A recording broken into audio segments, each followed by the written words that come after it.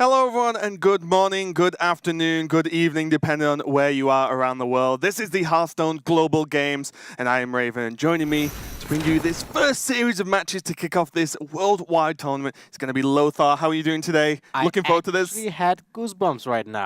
Like first time ever on a broadcast. Sat next to me. I felt it on my spine. Really.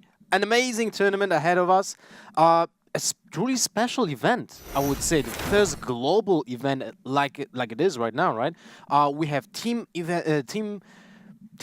actually playing from one place. The first match will be actually unique when it comes to that. Conspiring against other countries, it's an amazing thing. I'm really excited. I shake just from excitement. Yeah, and as you can guess by the name of the tournament, this is the Global Games. So this is a tournament where 48 countries across the world are going to compete against each other to work out who is the best Hearthstone country in the world. It's going to be absolutely fantastic. We can check out exactly how the tournament is going to look and the format in general. We are currently sitting in Stage 1 as we kick off this tournament. There are 8 groups of 6 teams each. That's 6 countries in each group, and they're going to play a 10-week round robin. And what that means is within their group, they're going to play against every single other team once. And then once that is over, then the people who are top of the group are going to move on to Stage 2. Yes, and Stage 2 is basically the replication of Stage 1, but it's less teams. 6 groups of 4 teams, also round robin, so they play against every other team in that group, but they move to Stage 3. Yeah, and Stage 3 is going to be the top 16 teams playing a single elimination format, with the top 4 going to a live finals to work out who is going to be the best. I cannot wait. I mean, this is going to be absolutely fantastic. There's national pride on the line. Each players within those teams are representing their countries as well as themselves, and they're going to be working together, which is going to be absolutely awesome to see. We can check out what those groups actually look like as well. And we have 48 countries, so there's a few groups to go through. Kicking off with Group A, we have China, a hugely dominant Hearthstone region, a huge region as well in itself. We have Brazil, Sweden, so we see pretty much Team Alliance plus Show kicking it out for the Sweden team. Bulgaria, Switzerland, and Indonesia, so that's going to be Group A. A couple of big names, and plenty of other names we don't see too much from, but this is the opportunity to shine for these guys. Exactly what I want to say. In Group A, we have like 2 teams that are being like the front, but also 4 teams that want to prove themselves. In Group B, this is like an awesome group. United States and United Kingdom are rivalry between 2 English-speaking countries. So that's something you're looking forward to, right? Yep. Yeah, I absolutely cannot wait for this. UK versus United States is actually coming up tomorrow. That's one of the matches we've got tomorrow. But then we have Netherlands, Romania, Thailand, and Peru. This is just an absolutely insane group. One of the groups of death, I would say, even though they're all difficult. Definitely true. Now we come to Group C, which is, I think it has the best team in the entire tournament. Russia is just packed with champions, and I assume that will just rip this group apart. Yeah, you'd say so. I mean, Australia, are really strong regions in themselves. We're going to see some cool stuff come out of Argentina and New Zealand as well, which kind of fly under the radar a little bit. But Russia, you're looking at Pavel, Stanudachi, Silvername, and Ina are going to be in that team, and that just reeling off those names. Oh, just casually the current world champion. But moving on to Group D, one of my, I think, favorite teams to look out for here. It's going to perform very well. South Korea. That squad of 4 is going to be extremely, extremely strong here in this group. But you look at Greece as well. They are definitely no pushovers. Definitely not. 3 players that are already did make their names out of in this competitive scene since the beginning, like 2014 basically.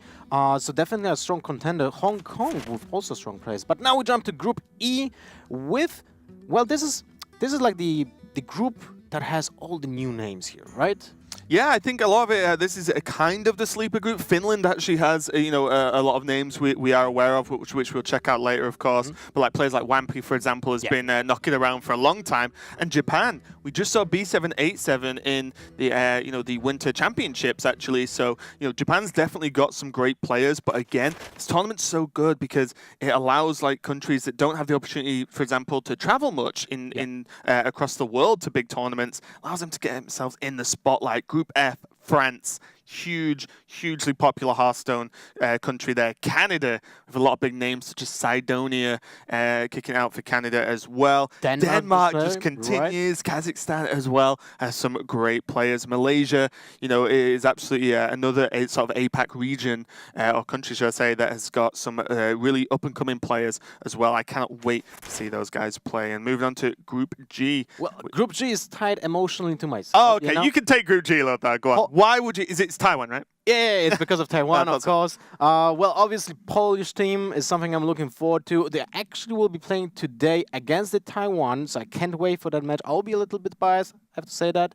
But personally, this is something I'm looking forward to. It's a national pride. I think everyone who will tune in to watch this tournament, it's about the national pride, right? Yeah, this has a great mix. You can support your home team. I'll be definitely rooting for the guys from the UK, but also just great to see so many countries represented. We see as well, Mexico, Vietnam, Turkey, all countries we don't really see too many players out of. I know Mexico does have quite a strong scene actually. Oh, yeah. And now we move on to Group H, and this is a spicy one. Germany, one of the strongest European countries, probably next to Russia and Ukraine in terms of just how strong and how many strong players there are within that country alone. Ukraine looks just as scary as the sort of neighboring Russia to this extent in terms of strength of team. Czech Republic's coming up as well. Just wanted to say, Czech Republic is another country that has a strong tradition in board games and card games. So it's definitely a strong country to look forward to. And Ukraine feels like it's a second pick for me, just right after Russia. Yeah, it's the strength. Yeah, it's extremely close. Players like Dr. Hippie, Nyria, all representing Ukraine as well. So like I said, they are all the groups. And I think from what we've just discussed, you get the theme. All the groups are insane.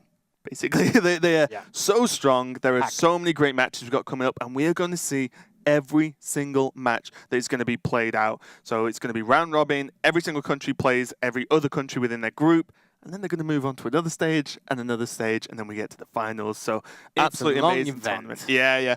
You're going to be with us for a while, guys. Maybe not all today, but this is going to go on for 10 weeks for now, and then a small gap, and then we'll be moving on. So plenty to see and talk about. But let's check out the matches we've got coming up today. 5 matches. Yeah, we have 5 matches today, 5 matches tomorrow, and I believe there'll be 2 matches on Thursday presented by our American friends, Rob and Cora, so that's going to be great. But we have Czech Republic versus the Philippines coming up first, followed by South Korea versus Greece. Then we have Taiwan versus Poland, so something I'm personally looking forward to, and Clash of the Titans after that, China versus Sweden. I think this is the match of the day. Yeah, I wouldn't be far off agreeing there. And then we're going to finish up the day with Russia. Let's see if they can be the powerhouse we think they're going to be versus Spain. Definitely a strong region in its own right as well. So, there are all the matches we've got going up today. As I said, there's going to be another 5 matches tomorrow where the UK plays. So, check out for that one.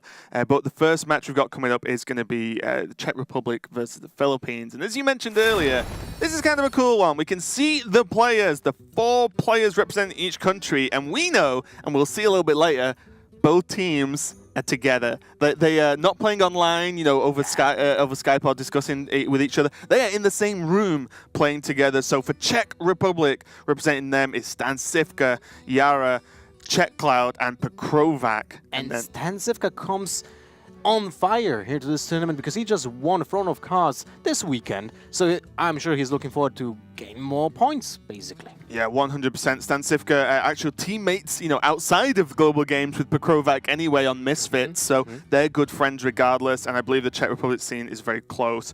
And then Philippines, Waning Moon, Kara Q, who just missed out on Winter Championships. Chalk has been in the... That? Yeah, that was so close. We see Chalk as well, who's been around the scene for a long time. And then Stars, who's come off a recent-ish top finish in WESG. I believe he got top 6 at some point there. So, all these players looking fantastic, and we can see the countries themselves that be represented. I believe they're sitting in the church there. They're playing from there, the Czech team, Stan leading the way. I believe Stan Sivka is the team's designated captain, and not too much of a surprise, the most experienced player and successful player on the team. Well, he has vast experience in MTG, also played competitively in chess, so he has a strong, just feeling of how to play in competitive environment. Yeah, and we have Waning Moon as well, I believe, is going to be kind of, running the ship in terms of Philippines. All the players I know from that area and APAC in general actually kind of just say like, oh yeah, you need to know something, you go to Waning Moon, he's probably played it or made the deck or has so much experience with it. I know he helps coach a lot of the players as well. So a great figure to be kind of leading the team. That's the kind of person you want, right? Someone who has experience in terms of those kind of skills. So I'm really looking forward to this. We can see how the teams break down. And something we have not mentioned yet, we've been teasing you, is going to be the format for this tournament. It's not Last Hero Standing. It's not Conquest. It's Global Games team format that I've just decided to call it right now. Yeah, I just wanted to say, that's the official name or It something? is now. Okay. I said it first, so it's fine. So, what is going to happen here? As you can see, there are 4 players on each team. The teams have to bring all 9 classes to every single match. And within those, there you go. I wonder. We're going to see Hunter, and not too much of a surprise with the expansion, but every player needs to bring 2 classes, and they will end up playing one of them. And then what will happen is each player, the team plays a best of 5 in roundabout way. So each player needs to win their own game, and it's the first team to 3 that will take the series. That is true. And as you can see, it's pretty easy, to be honest. Each player is put in an order. So they're going to play in that order against the other team. So Pokrovak is going to play against Chalk, Czech against Stas, Tansivka against Waning Moon. But the 4th spot is actually pretty tricky, because the 4th player might actually not play at all if the match ends up a 3-0. Yep. So the 4th player might not have to play. It's the first team to 3, and effectively each player plays a best of 1 against their opponent. And what happens is with these 2 classes, for example, Pokrovak will see, okay, Chalk's got Hunter and Warrior. Which one class do I want to play out of my 2? There is no ban in this format. It's kind of a self-ban. You pick your own class you want to play, and then you play out the game. And as you said, the first team to 3 will take it. And then as we check out the ace match portion of the graphic there at the bottom that you would have seen, what happens is if it goes to the final game, there is a pre-designated ace player who locks in a game again, and they cannot use the class they used beforehand, but they can use either the mystery 9th class that is left over that isn't in the first run, or the class they didn't play in their initial lineup. So many things to think about in this team format, whilst the expansions just happened as well. This is a new environment. Every single class has multiple archetypes, which are vastly different from each other. So it's hard to say which class might be better at which matchup, basically, right? But it also opens a lot of creativity to the team, especially in this format, because the deck lists are secret. Exactly. This is not like the Hearthstone Championship Tour where the deck lists are public for the players. You do not know what your opponent's going to play at all. You only know the classes, and they only know the classes when they've already committed to their own classes as well. And we can see what the players have chosen. Here we go. Looks like Pokrovak has gone for his Rogue, and Chalk is going to play his Warrior. So, here we go. So, Warrior. I'll take Warrior, you can take Rogue. Warrior. Pirates or Taunt? So Pirates haven't changed too much since the expansion, the new rotation, the Year of the Mammoth, But there is a chance that the Quest/Taunt Warrior is going to come into play. And the problem here is, as you said, their opponent does not know what type of warrior it is. So even the mulligan is going to be very, very, very difficult here. That is true. I feel like Philippines are actually ahead if they play Pirate Warrior, because Pirate Warrior is great against both. What's that? Both Quest Rogue and spot a certain Miracle Rogue. A certain emote in the hands of one of the players there. So we can see the players actually gathered together there. We only have 3 on each team for some reason. I'm sure the 4th is knocking around. Maybe he's holding the camera. Yeah. That's Kara. Okay. So you see all the Filipino players there, Chalk in the front, and then we see Stan, Pokrovak, and all the other players as well with Iara and Czech Cloud. So this you can see his name on the t-shirt. Yeah. The fact he's very nice. He was wearing a t-shirt that says Czech Cloud. But this is so great. So as you know as well, I'll probably guess by now, the teams can communicate with each other. This is very similar to other team formats that have happened in Hearthstone, where the teams can just talk to each other, which is why they're allowed to be in the same room, for example. So what's going to be difficult here is you might think, oh well, that's just easy, right? There's 4v4. But the problem is communication is very important. You mess that up. We've seen in other team tournaments where the person who's playing, so for example Chalk, is piloting the deck and is playing physically the game. If there's 3 other people saying, oh no, do this, do this, do this, do this, then you only get so long per turn, guys. So we've seen some very close rope turns kick in team tournaments when nothing can be organized. So I think communication is going to be a huge, huge factor in these matches. It's also the difference in example when you compare to Trinity, right? Because that's the major tournament with the communication inside the team. There were 3 players at Trinity. Here we have 4 people talking at the same time, and we have a new metagame. The decks are not yet refined. There's a lot of creativity in the making. The players have different approach to the game, to the games, to the matchups, and so on. So it will be a lot of I feel like discussion between the players. But at the same time, there's only one pilot, and the decks are still complicated. Like Rogue, the first match, right? Yep. If they actually picked a Miracle Rogue, so the new Flower team, an example, there's... Flower Power Rogue. Flower Power, okay, that's a cool name. So Thank you. There's a lot of turns when you just don't know which option do you choose, because there's a lot of stuff that can happen. If there are 4 people just talking to you at the same time, you're not going to make it. Yeah, especially those miracle turns, like you said, with the gadget example. Let's find out what it is as we go into Game 1 of the Hearthstone Global Games. Czech Republic with Pokrovac presenting them for the first game, and then Chalk representing Philippines. And it is going to be the double quest. Double quest. Quest off.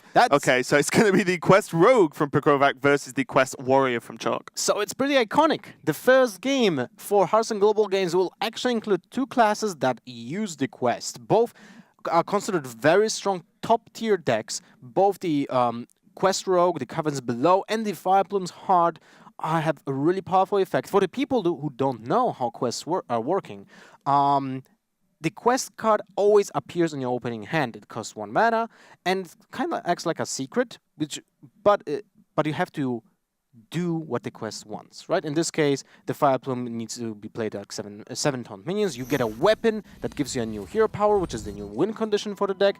For the Rogue, though, it's pretty unique.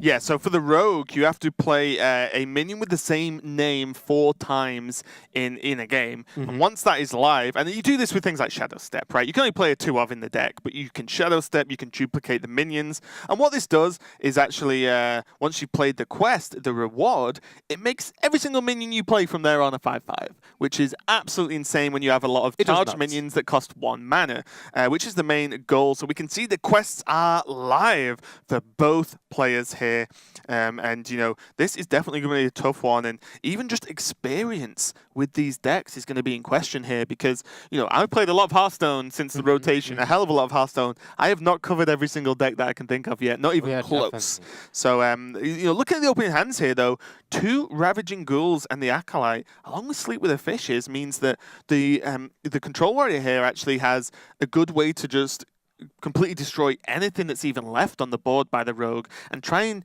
strangely enough, build a board presence, because versus Quest Rogue, they normally take their time and then explode onto the board after turn 5 when they've got the quest off, and then start piling on all the pressures. So Chalk and then Team Philippines need to really apply pressure of their own early on, which is kind of difficult-ish to do as the Taunt Warrior, but with this kind of opening hand, it is doable.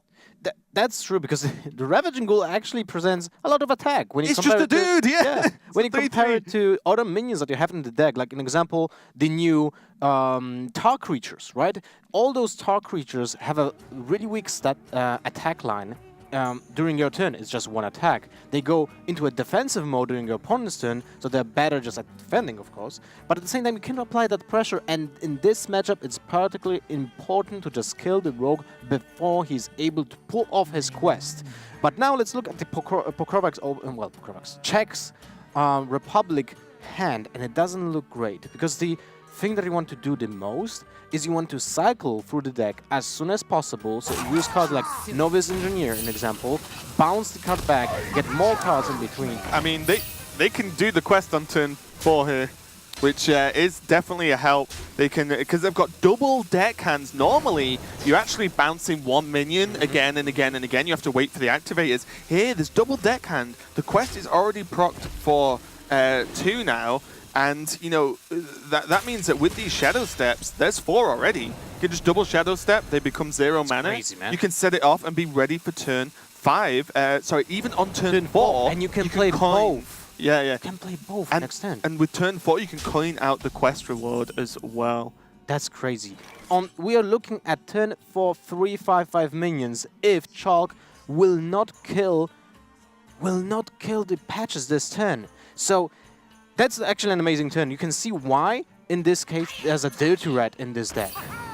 Because it just applies insane possibility of just denying the quest. Well, he just killed a 5/5 for a start as well. You know, like he just killed a potential 5/5, which is absolutely huge here. A little bit too late, but still, it's a good play.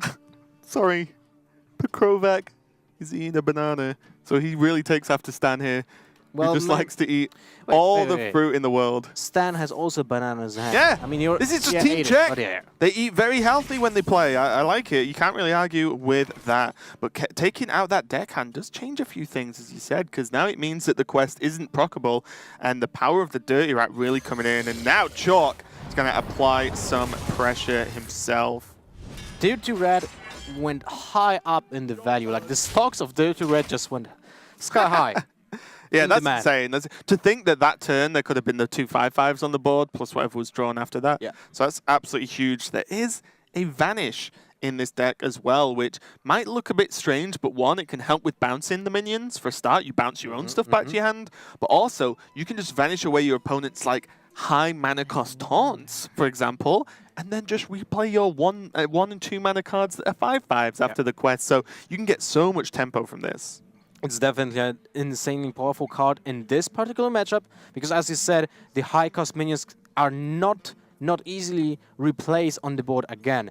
It doesn't really matter for Pokrovac that the minions will get replayed and will just get additional points for the quest for the warrior, because it's not about that in the matchup. Like, if you just can swarm the board with the 5/5s, you will overpower the warrior because he will not have enough of removal, but every single taunt warrior I have seen in the past days is running double brawls. Although this version is running Sleep with the Fishes. Yeah, so one of the, I think, Show, I don't know if he still is, but the other day was ranked 1 with Warrior, and Sleep with the Fishes is one of the ways he was using to deal with a wide board, you know, like Shaman, for example, one of the classes that can be a problem there. And even, you know, even Rogue, actually, because if they're 5 health, you can maybe do a couple of Whirlwind effects and Sleep with the Fishes, or 2 Sleep with the Fishes just to clear the board. 2 Whirlwind effects, that's a lot of, well, just run the 2 Sleep with the Fishes and 1 Whirlwind effect. Seems good. Whew. Still 3 cards, right? It's not easy. Yeah, it clears the Rogue board, though. Yeah, but you can just brawl and clear everything apart from 1. Sure, right? sure. I'm definitely interested which like flex spots are being changed in those decks, and this is something amazing about this metagame, because every single deck, every single archetype has actually multiple ways of building. Like, some people don't play Dirty Rat in the Taunt Warriors. A lot of people don't play Shield Slam for a start. That is you true. know. Yeah. One of the ways you can build Taunt Warrior that's is very popular at the moment is actually just a lot of Taunt minions and then some harder removal like Execute. So you don't run normally like Shield Block and Slam. We've seen Battle Rage as well, for example, be used for card draw instead of Shield Blocks. Do you see the Vanish come into play though? Vanish has to be played just to proc the quest now, and well, it's not great for Pokrovac to see the Dirty Rat being bounced, because that will bring out another creature from his hand without value. Yeah, but it'll be a 5/5, which is a reasonable bonus. Unless it will die, right? Yeah, I mean, you just bounce a ghoul to your opponent's hand while you have a 2/1 minion on board. So you practically, what Czech Republic did is they sacrificed the 2/1 minion that they have on board just because they did the Vanish to make the quest. So this will cost them dearly. Yeah, this is rough as well, because as we can see in Pokrovac's hand, there's the Crystal Core, which is the quest reward. You can tell by like the spell style with a dragon on the top. It's like a legendary card. But we can see that there's no other minions. So great, you can proc the quest. Well, you have no minions to play. That also gives Chalk a lot of informations. Like, he knows 1 card is quest, right? The other card might be a prep, eviscerate, backstab, maybe fan of knives. What else?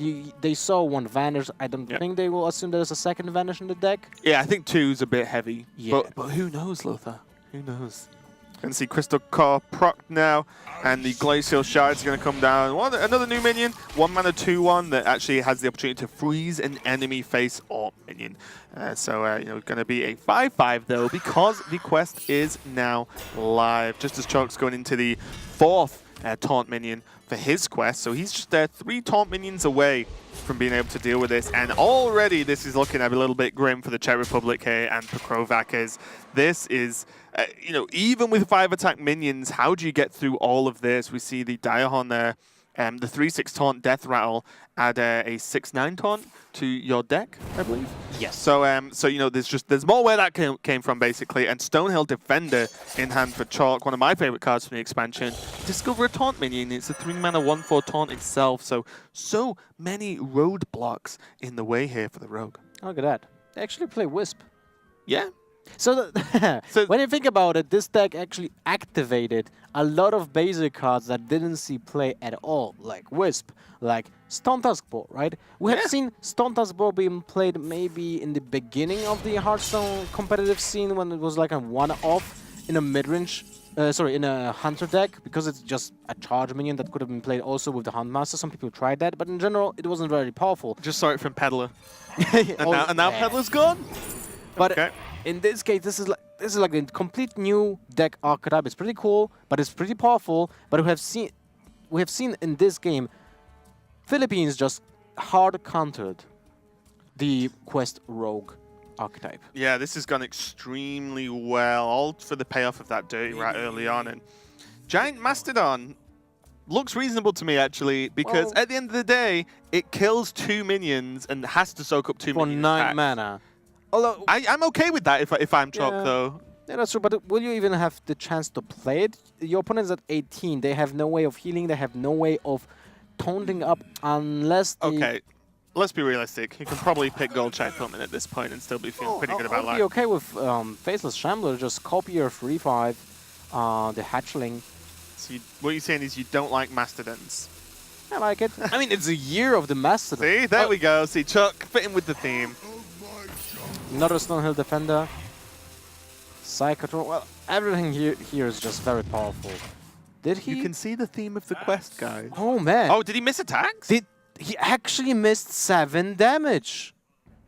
Wow. Okay, so... I mean, it probably will not change that much. No, but that is not a slip-up you want to make. Yes, you definitely don't want to make that mistake again. Fortunately for him, this game seems like over anyway, but let's imagine if that happened. But it gives an opening. It still gives it, you know, that more of a chance for Czech Republic and for Krovac to actually come back into the game, and that is worrying. And as we said, 4 people in the same room talking about Hearthstone when you're trying to make decisions. There was a lot of time spent on that Giant Mastodon pick, and that's what I was saying. Came down to the rope. Oh, I forgot to attack. That's a problem. With 3 minions. Yeah, that's a bit of an issue. Primordial Drake being drawn now for Chalk, and absolutely, very impactful. This was the sleeper card for me. Oh, yeah, definitely. I did not think it was going to be, 1, as useful as it is, and 2, as common in multiple decks as it is. It's a 4/8 Taunt Dragon that deals 2 damage to the whole board. Look at this. It's absolutely insane. And that, my friend, is going to proc the Fire Plume's Heart quest, which is going to give the warrior, form of Chalk, the weapon of Ragnaros. Hand of Ragnaros. And what this does is a 4/2 weapon for 3 mana, as you can see, and it changes your hero power to 2 mana, deal 8 damage to a random target. You may remember such effects from such cards as Ragnaros. Which is now in the Hall of Fame in this game, so we won't be able to see him in any decks in Standard, but at the same time, well, now we have this. Well, we stole his hammer and sent him to the Hall of Fame. Yeah. Seems fine to me. And, you know, everything seems to be going Philippines' way here. The 2 minions, even the Frothing Berserker, probably isn't enough to get the job done. Like I said, just that Mastodon, although 9 mana, you just drop it. It's a 6/10. What is Progovac going to do to get through that if he chooses to go down that route? So Fioris is definitely an option. And boom, here we go. No need for armor anymore. Let's just hit them for 8. Well, it's a removal for 2 mana, or just you win the game this turn, right? So I guess that's very good. Die, Insect. There Hits goes one. the 1/1. I mean, it's not a 1/1 anymore, but... It's the 1 mana card. Yeah, this is At this point, yeah, even just tanking the damage, that's fine. Doesn't matter. No fear. More taunts where that came from, as Psychotron is going to get dropped down. The power of Stonehill Defender there, it was a speed bump. It actually helped trade with the Frothing Berserker.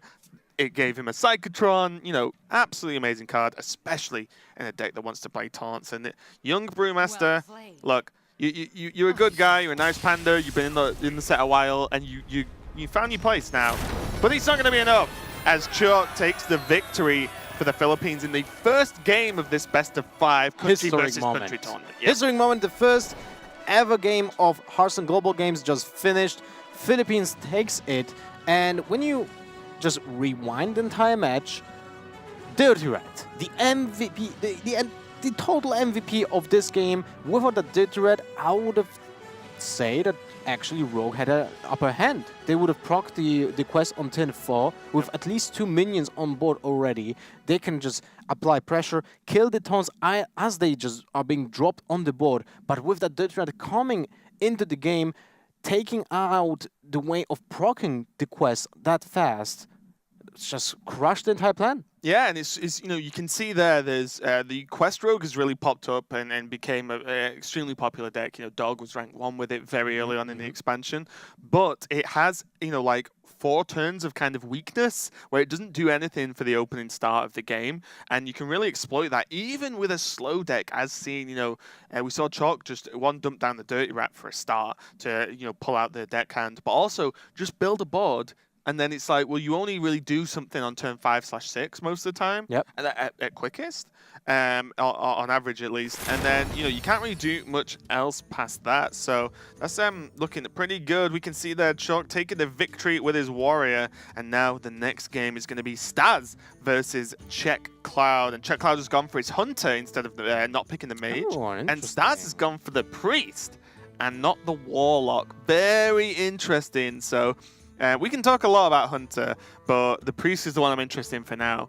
The Dragon Priest has been very popular and has performed very well on ladder in the past few days, but there are many other versions. There is Silence Priest. There is even some kind of like Death Rattle Quest Priest. How can you name a priest a Silence Priest when he's just running Purify? You need to Purify Priest. You need to do that because the card was a laughing stock for a very long time. I think the reason why was just that at that point Priest was just kind of like a better class, right? Yep. But in general, I feel like the card wasn't that bad, even when released.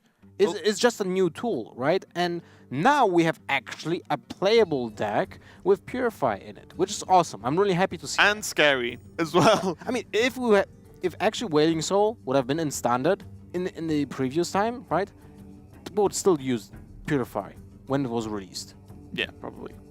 But that wasn't the case. We were just missing that Wailing Soul because it went back to Wild a little bit for the time. Yeah, we can see the players getting ready though. Staz has took the chair. High fives there all around for Team Philippines.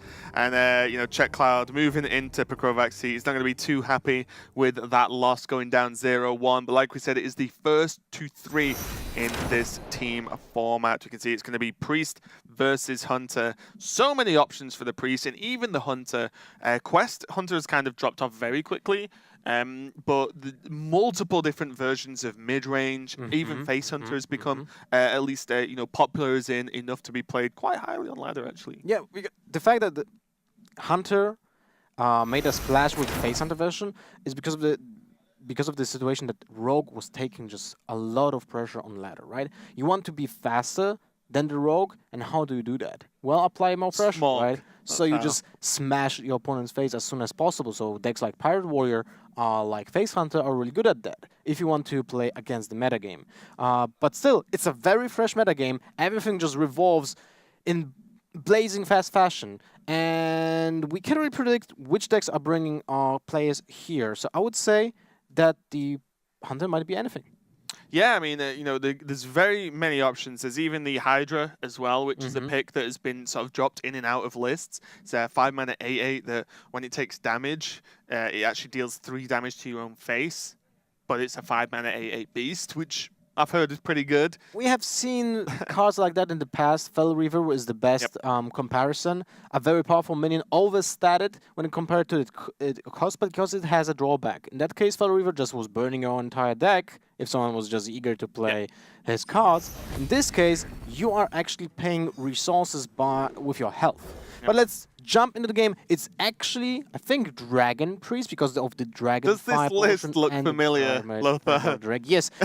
All right, let's talk about it for a second because a lot of players actually, before the release of the expansion, but after the spoiler set, said that it looks like Dragon Priest will not be playable at all.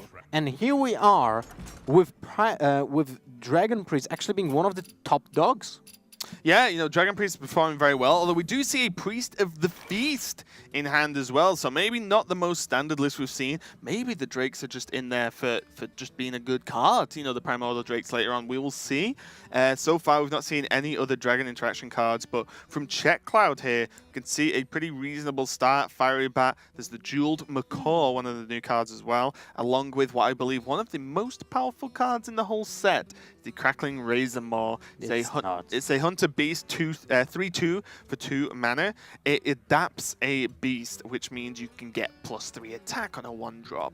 Wind Fury, Divine Shield, Death Rattle, create 2 1/1 plants afterwards. Which are very cute. Yes, the plants are. Well, hopefully we'll see the plants so we can show you how cute they are. But basically, this is a reasonably started, just a 2-mana 3/2. It's like, yeah, seems fair. And then Adapt, like, is absolutely huge. Early game, it's strong. Late game, it's strong. To the extent where a lot of the times the Hunter 1-drop, you have to deal with it if you can. You have to deal with it, because if it gains additional effects, it becomes even more powerful. But Stars going for the Elemental here. There's another Spite, so I believe this is, in fact, of course, Dragon Priest. And, you know, the Elemental actually reduces spells down by 1 mana, so kind of a Sorcerer's Apprentice effect for Priest here. I know, I mean, it was needed to just drop it on turn 1 because of the fact that you just explained the Crackling Reservoir, and that was the play. So for Philippines, you need to be on the board as soon as possible. We also see the Death Rattle effect. I don't know if that's actually a good option because of the fact that some priests might play Potion of Madness. In this scenario, if the Potion of Madness would take, but the other options were bad. Well, I think that's the issue. The other options really weren't great. If there was an untargetable, for example, that might be a thing here. But looking at the Stars as well now, Crystalline Oracle, so it looks like Stars is playing like definitely not the standard. Could this even be? Well, it can't be Quest. Can it be? No, it can't just be Kazakhstan. He didn't have the Quest in his opening hand, so it can't be the Quest. That's the thing. When you have Quest in your deck, it always shows up in your opening hand. Yeah, you can discard it. Yeah, if you want to, but it's always there if you want it. And this, you know, just showing guys that, like, you know, we're kind of in the same boat as everyone at this point. We're like, oh, well, this is a deck, you know, that we've not seen. We've not seen the deck lists, as far as everyone knows. So we've not seen them at all. So we're kind of learning with you as to what these players are bringing. There's the cute plants are going to be onto the board. So Czech Cloud actually ended up with something. Having the Eagle Horn Bow equipped as well means that he's going to gain some tempo for the following turns. It's kind of an investment there, helping deal with the minion first, and then can swing with it again next turn as well. That's true. Now I'm thinking, first of all, Priest of the Feast, you were kind of like judging why is it in the deck. I feel like the reason why, because you have the new gadget and, let's say, way of building the priest, like, right? You decrease the cost of the spells, so you can spam spells while having Priest of the Feast. So it's a very good defensive tool, and the old 2-mana 1/3. But the 2-mana 1/3 is not a really good minion right now. But at the same time, you need to have something on the board against a hunter who plays a lot of 1 attack and 1 HP minions, right? So everyone plays actually 1-drops nowadays in a hunter. Like, even if you're not fully focused, it's because the 1-drops can get you cards like that. Onu Direhorn, 6-mana 5/5 taunt with Discover. It's not Discover, it's called Adapt. I've clearly not adapted to the new situation. The Stranglethorn, that is the power of the Jeweled Macaw. Very simple, kind of, you know, web spinner, deckhand roughly effect, but just a 1/1 beast for 1 that draws you a beast. Hey, Hunter probably wants beast cards, and as you can see, these are really good draws, being able to curve into that next turn as well for the Tiger. For Philippines, that's not really looking great because they don't have an easy way of dealing with a wide board. So even though all those minions have a low attack stat, it's like, how do you deal with them? You attack one Gonna by add up one. over time. So Crystalline Oracle, actually new card for the Priest class. Just a 1/1 Death Rattle gives you a card from your opponent's class or deck. Sorry, from the opponent's deck. So you can actually get Unleash the Hounds, an example, because most likely, I would say most of the hunters will play at least one copy, because we have seen Warlock's Zoo make a a comeback. I do like this play from Staz here, though. This just puts more potential attackers onto the board as opposed to just dropping Priest to the feast. There's Unleash, Lothar, good job. And what this does is, as you said, the minions are low attack. They're also low health, so now you have two minions with relatively high health but low attack that can just keep trading away these small guys. I agree with you about that, but I feel like the buff on the HP on the Oracle might not be a good good way of dealing with that board, because you would like to get a card as soon as possible from the Oracle. It can help you stabilize the board because your hand is not really looking that great. You can't even curve properly. Like if you play your turn 5 can be a Talent Priest into a Hero Power, or just Priest of the Feast and nothing. If you Shadow Word Death something, to turn 5 you probably will not Shadow Word Death. So you basically want to play Talent Priest and Hero Power. Next turn is Priest of the Feast, Hero Power. You're not really getting like anything proactive, right? Yeah. So getting the card from the Oracle might have been very important.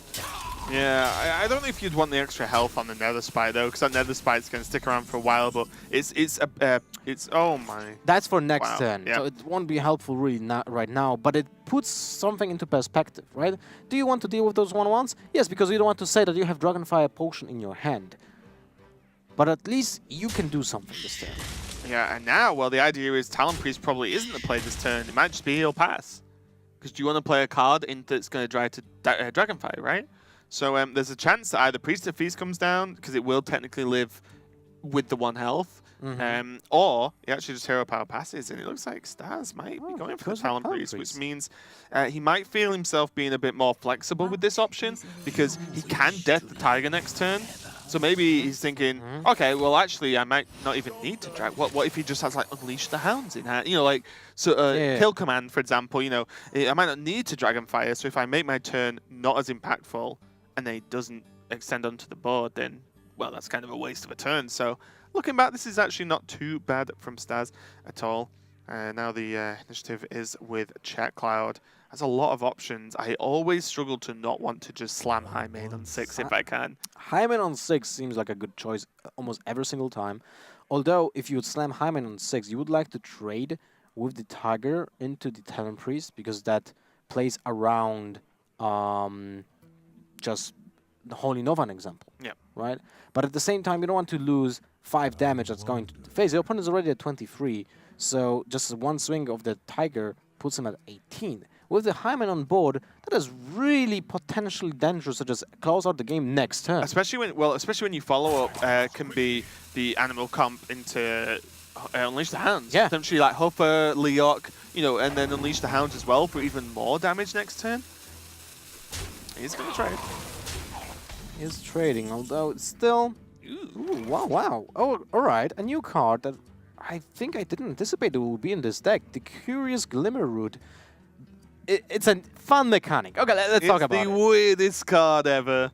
So what does it do? So it's a 3-mana 3/3 that you kind of like discover in terms of you see 3 cards, and you have to pick the card that is in your opponent's deck, and then you gain a copy of that card if you pick right. But 2 of the cards won't be. So you have to pick correct. A lot of the time, I think it's reasonably okay, you know, like quite reliable. But we'll see if it pays off. We see Staz got the Eaglehorn bow from the Oracle there. So now we can actually just use that to help gain tempo over the course of the next couple of turns. I think I would just go for the Curious Glimmer because it gives you potential to get a spell Shuffle them up for the Priest of the Feast. Okay, so we can say it's not Giant Sandworm. Yeah, right? I'm going to guess Hyena. That's my guess. And we've not seen the deck list, by the way, guys. So this is literally the same. We're in the same position as Team Philippines here. It can be either the Hyena or this. Alright, the Hyena. I win. That's 1-0 to me, Lothar.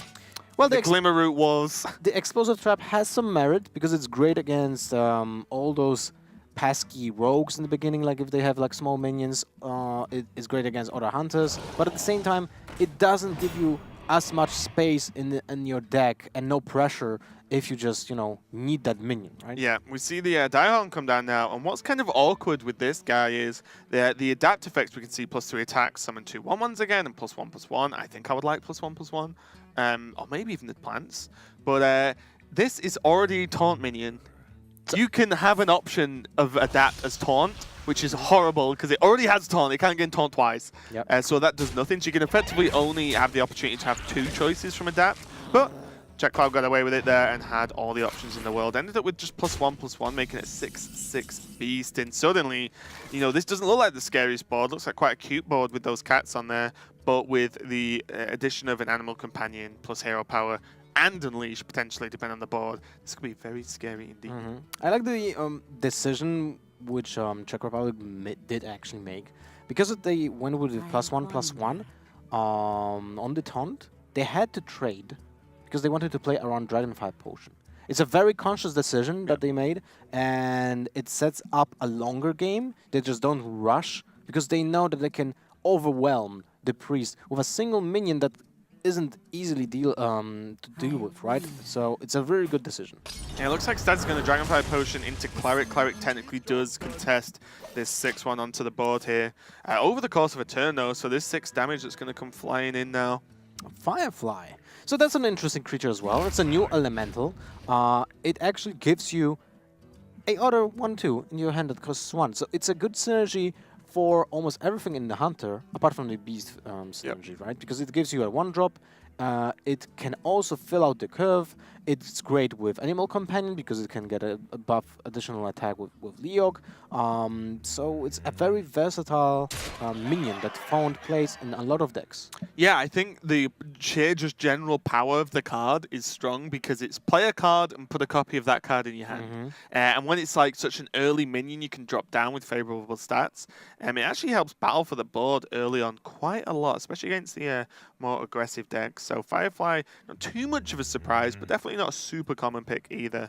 It's like Czech might be considering Huffer into the Cleric just to give as little draws as possible for Team Philippines here. I like it. I like trading with the Priest because your opponent just telegraphed he has no other way of dealing with the 6/1 minion, right? He wants to trade that Cleric into the huge not minion. playing the Firefly because of cards like Potion of Madness. You think so? That's the major thing? Or is it like Holy Nova? Oh yeah, but Holy Nova probably wouldn't be too bothered. Here's a second Glimmer Root. Who wins now? Rat Pack. Yeah, that's definitely Rat Pack. I don't see a way of playing a Dispatch Coda without any buff cards in your deck. That's a Rat Pack. And it's not really helpful. Who's the hunter now? Eaglehorn, Bow, Hyena, and Rat Pack in the hand. But you're just most likely dead next turn. Would have loved Unleash here, I believe, Staz. Unleash would have been so good, especially with Hyena. You should play Hyena, Unleash, trade. Get him. Man, that would have been game probably for Staz. We'll just take it without using hounds. But now, no charge minions, no way of dealing with that apart from just playing the weapon and trading up. But then he's dead. If he plays the weapon and doesn't heal, he's just dead on board. So he needs to commit to healing and just play something on the board. Yeah, well played indeed. Czech's going to go for the Animal Companion first, even though the Unleash gave them guaranteed lethal regardless. Unleash the Hounds. Hunter is back in the game, everyone. And he's taking a win in its first game of Hearthstone Global Games. And also Czech Republic taking the first win too, even though versus Philippines 1-1. All high five. But what I want to say, I don't think it was a BM to play the Animal Companion because of the fact that they already played one Animal Companion. They didn't play Unleash the Hounds, so they didn't want to show that they play Unleash We're never going to see it again though, right? But it might give some information as to what are the plan in their decks in general. Sure. It's definitely something to think about if you don't have to show off cards you normally don't as well. But a good victory there for Czech Cloud, and this is going to even it up as well. So not a bad win there. That Priest, I'm, because we can talk about the list, right, in terms of what we've seen.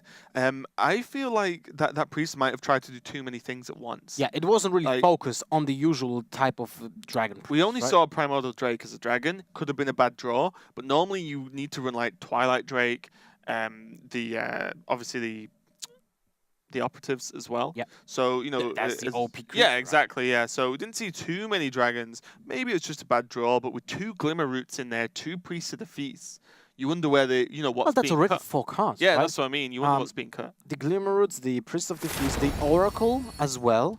That's already 5 cards that are not dragons. So it's a very interesting build. Ooh. As you said, it might not be just consistent enough. But now, I believe these are the 2 leaders, so to speak, of the teams. Stan Sifka rocking the Warlock and Waning Moon on it, the Rogue of his now. He had Rogue and Paladin as a choice. Went for the Rogue. Stan Sifka had Druid and Warlock. And Sifka, I believe, was playing like a Handlock, right? yes, he's a huge fan of Handlock since he picked up the game, basically. He picked up the game, by the way, right after the next Rammus release, if I remember correctly, and he was hooked up like immediately. Yep. He loved it. So, did we all? yes. And he's a big fan of control decks. He always has really odd choices in his decks. Like an example, from my own personal experience, when we were playing in DreamHacks, he always had at that time a silence card. An example, he was playing a Iron Big Owl in his Druid deck. Yeah, he played in Warrior as well. No one was playing actually an Iron Big Owl in Druid before, because Keeper of the Grove was a thing, and he was playing 2 Keeper of the Grove and an Iron Big Owl on top of that. So I'm really curious to see what is the deck that he will bring to the table. Although I think Zoo might be more powerful in this environment that we have right now, because it's super aggressive, so it's great against Quest Rogue, an example. It's good against Pirate Warrior. It's also great against Taunt Warriors if they don't hit the brawl, because you can just overcome them really, really easily, right? Yeah, I would be amazed if Sifka brought Zoo. It'd be so crazy. He's such a control player, as you said.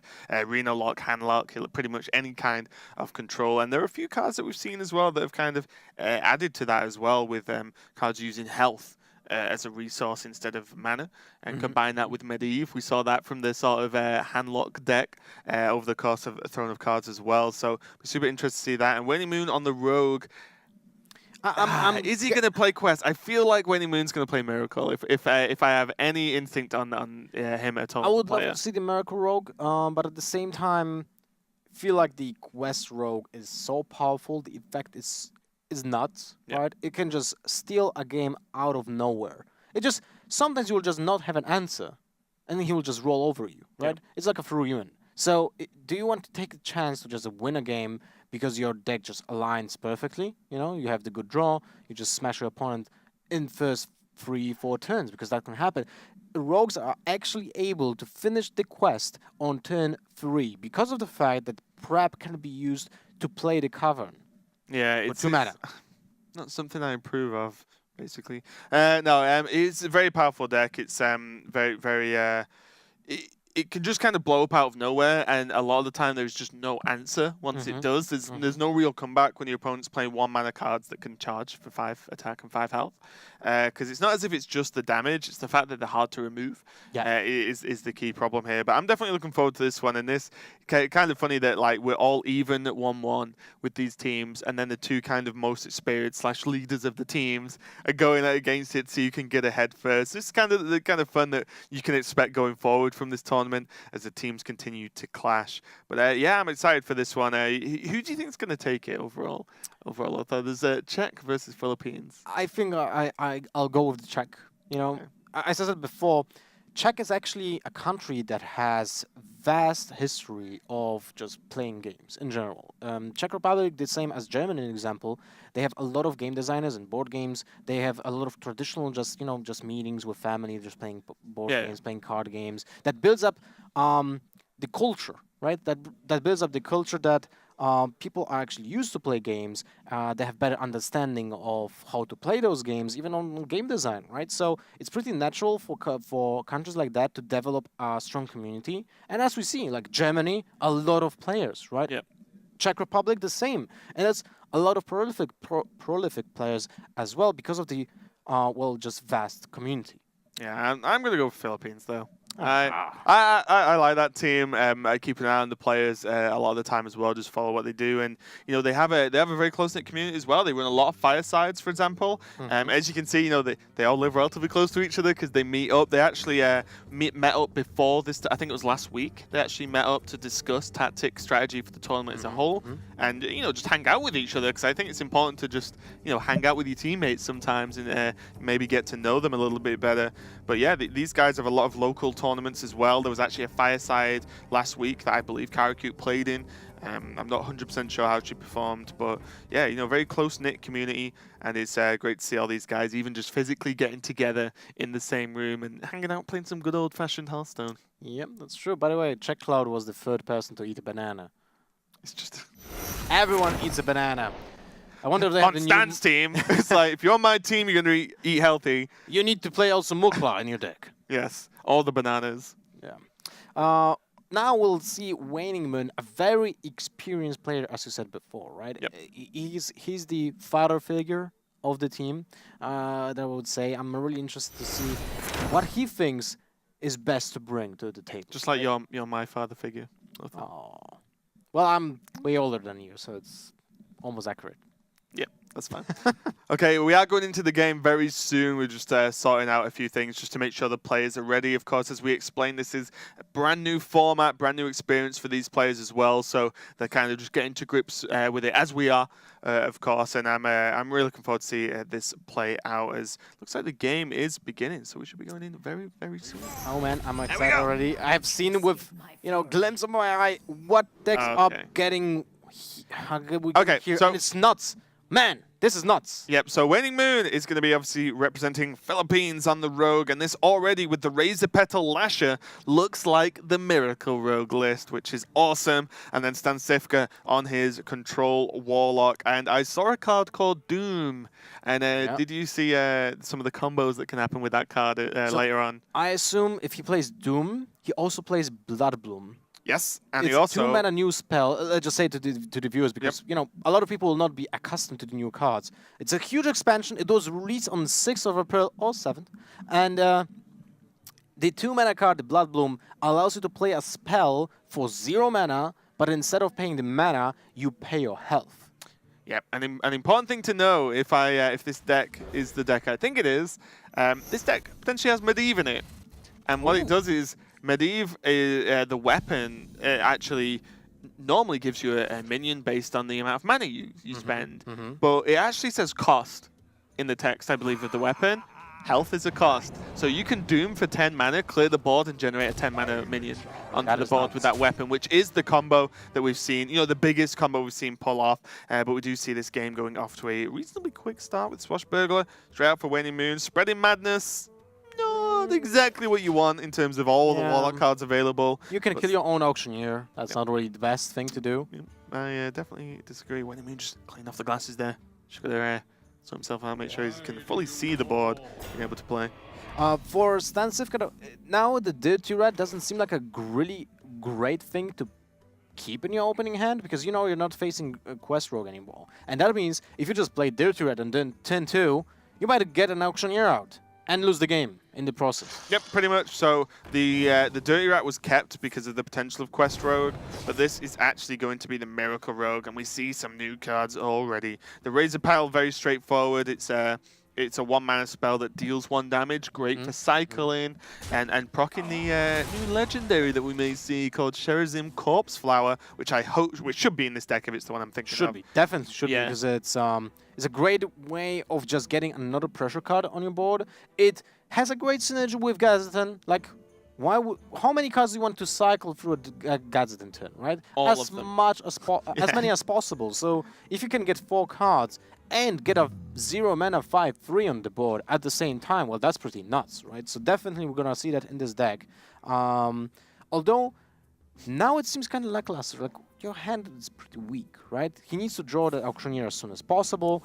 The Swashbuckler can still give him access to some fuel, right? Oh, another new card, Hallucination. Actually, big fan of this. It's a 1 mana, discover a card from your opponent's class. Yeah, it's a really just straightforward card, but great in Miracle Rogue. And even the Vilespine Slayer means that you don't have to run a second sap normally in the list, because you run 2 Vilespine Slayers that just kill a dude if you combo it as well. So already, when we can see the guys from the Philippines just messing around and generally being in high spirits, which is great to see. And yeah, Waning Moon's just starting to pile on a bit of the pressure here. Stan Sifka doesn't have anything too fantastic yet, but we are only on turn 3. Man, Bane of Doom. One of my favorite cards. People didn't play it for a very long time. Basically since Demon Zoo, I think.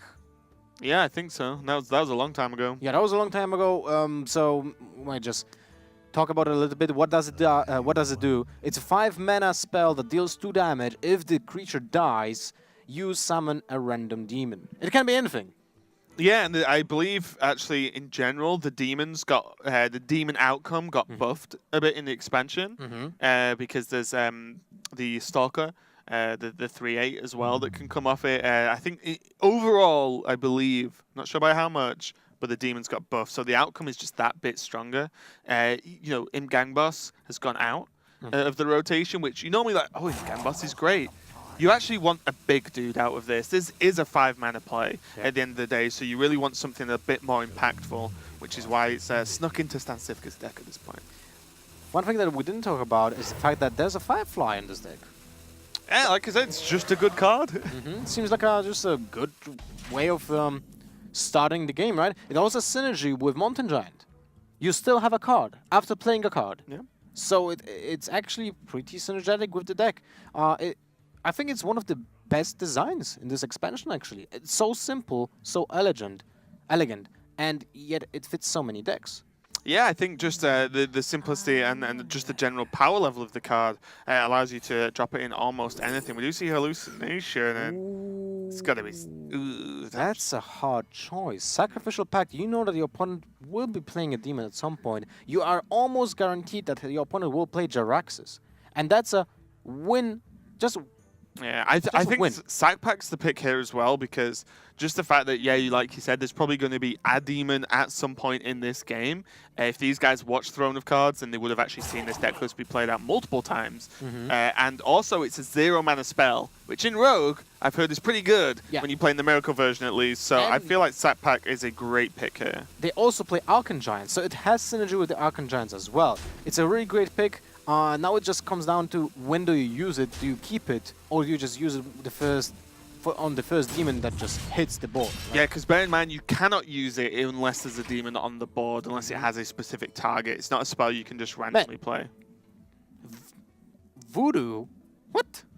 Yep. Plays Voodoo. I actually didn't know that. No, I did. Yeah, it's not a surprise. Right. Yep. There's just cards in this deck. That's the best way I can describe it. This is a Hearthstone deck, Lothar. Just to let you guys know at home, Stan Sifka did not auto-complete this deck. That's what I wanted to say. Yeah, this is actually a list he has played in tournaments. Stan Sifka won the tournament he played in, a mere 2 days ago. And this was one of the decks he played, so... Yeah, Voodoo. This looks like one of my decks that I built in Arena, man. Good arena deck, though. Good arena deck. That's a lot of 2-ups for an arena like deck. Right? Come on. Well, okay. But still, a lot of possibilities. I mean, healing your own minions, great. You can trade up, basically. You still have something on your board, so it's pretty decent. Yeah. I'm kind of surprised we don't see more life tapping from Stan Sifka here. I mean, there's not that much healing, remember? I mean, there's no Reno true. anymore, so you're not healing back up to full. So what are the options to heal in this deck, then? From Apart what I've from seen, the Voodoo Doctor. Well, there's one, mate. So what I've seen is like, still Farseer, for example, but there isn't really a lot. The idea, I think, of all these low drops is that you can contest an aggressive opening, and then you should just win the late game with like Medivh, Doom. You know what I mean? Jaraxxus, right? Yeah. Well, Jaraxxus actually heal. Yeah, that's true.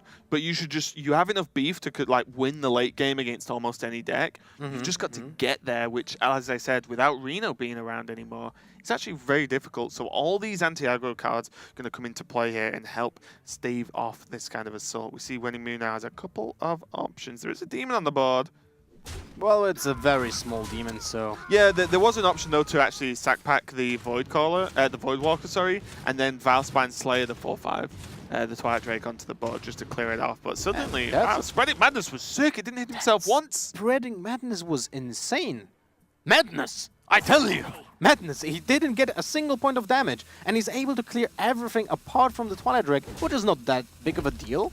It's just a 4-3 minion. The Rogues are used to just have 1 minion around them because, you know, you just kind of play the slower game, you bounce them back, or you just kill them with an Eviscerate later on. Doesn't really matter if you could just got smashed for 8 damage to your face.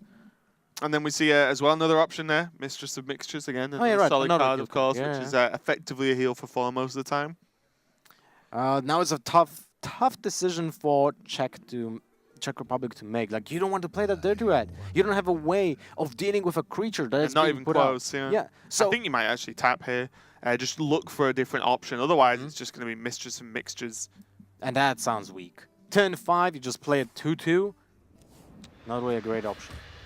Another Siphon Soul. More that, heal. More heal, yes, exactly. So now you get back 6 points of damage, and you clear 2 minions, which gives you essentially more heal if they didn't have charge. And just buys you time as well against decks that are kind of, trying to chain drop big guys. Yeah. So I think like they're still debating the rat, the Dirty Rat. Oh man, that's a. If they played the Dirty Rat this turn, I would be blown away. I feel like, what if your opponent's minion is just bigger than a 4/4, right? Yeah, I mean it's really tough. Dirty Rat here, this just wouldn't be anywhere near as good. Next turn, he can Siphon Soul anything that comes out as well. So there's kind of like 2 turns worth of safety with double Siphon Soul in hand. So you can see now as Stan Sifka, continues to play out this Warlock deck, how it kind of operates to a certain extent in terms of just buying time until you can really just clear the board once, then go on to it yourself with some big guys. I like this turn. The Demon Fire just helps us clear the board with the Agent, with the combo ability to just deal 2 damage. Dagger comes in handy because it kills the 4/1. Twilight Drake remains, and he got ahead on the board, which is nice. He always has he also has a way of replenish his hand with the Gazetan Ruzzle Pedal, but he needs more spells to just get more things going, right? Yeah, exactly. Yeah, or needs a demon to come down to the board. Second Mistress of Mixtures coming out for Stan Sifka here, which means that, again, we can just see how defensive this deck is, but it is kind of a whiff. I feel like you just need another tap. It feels really bad here, but Sifka agrees.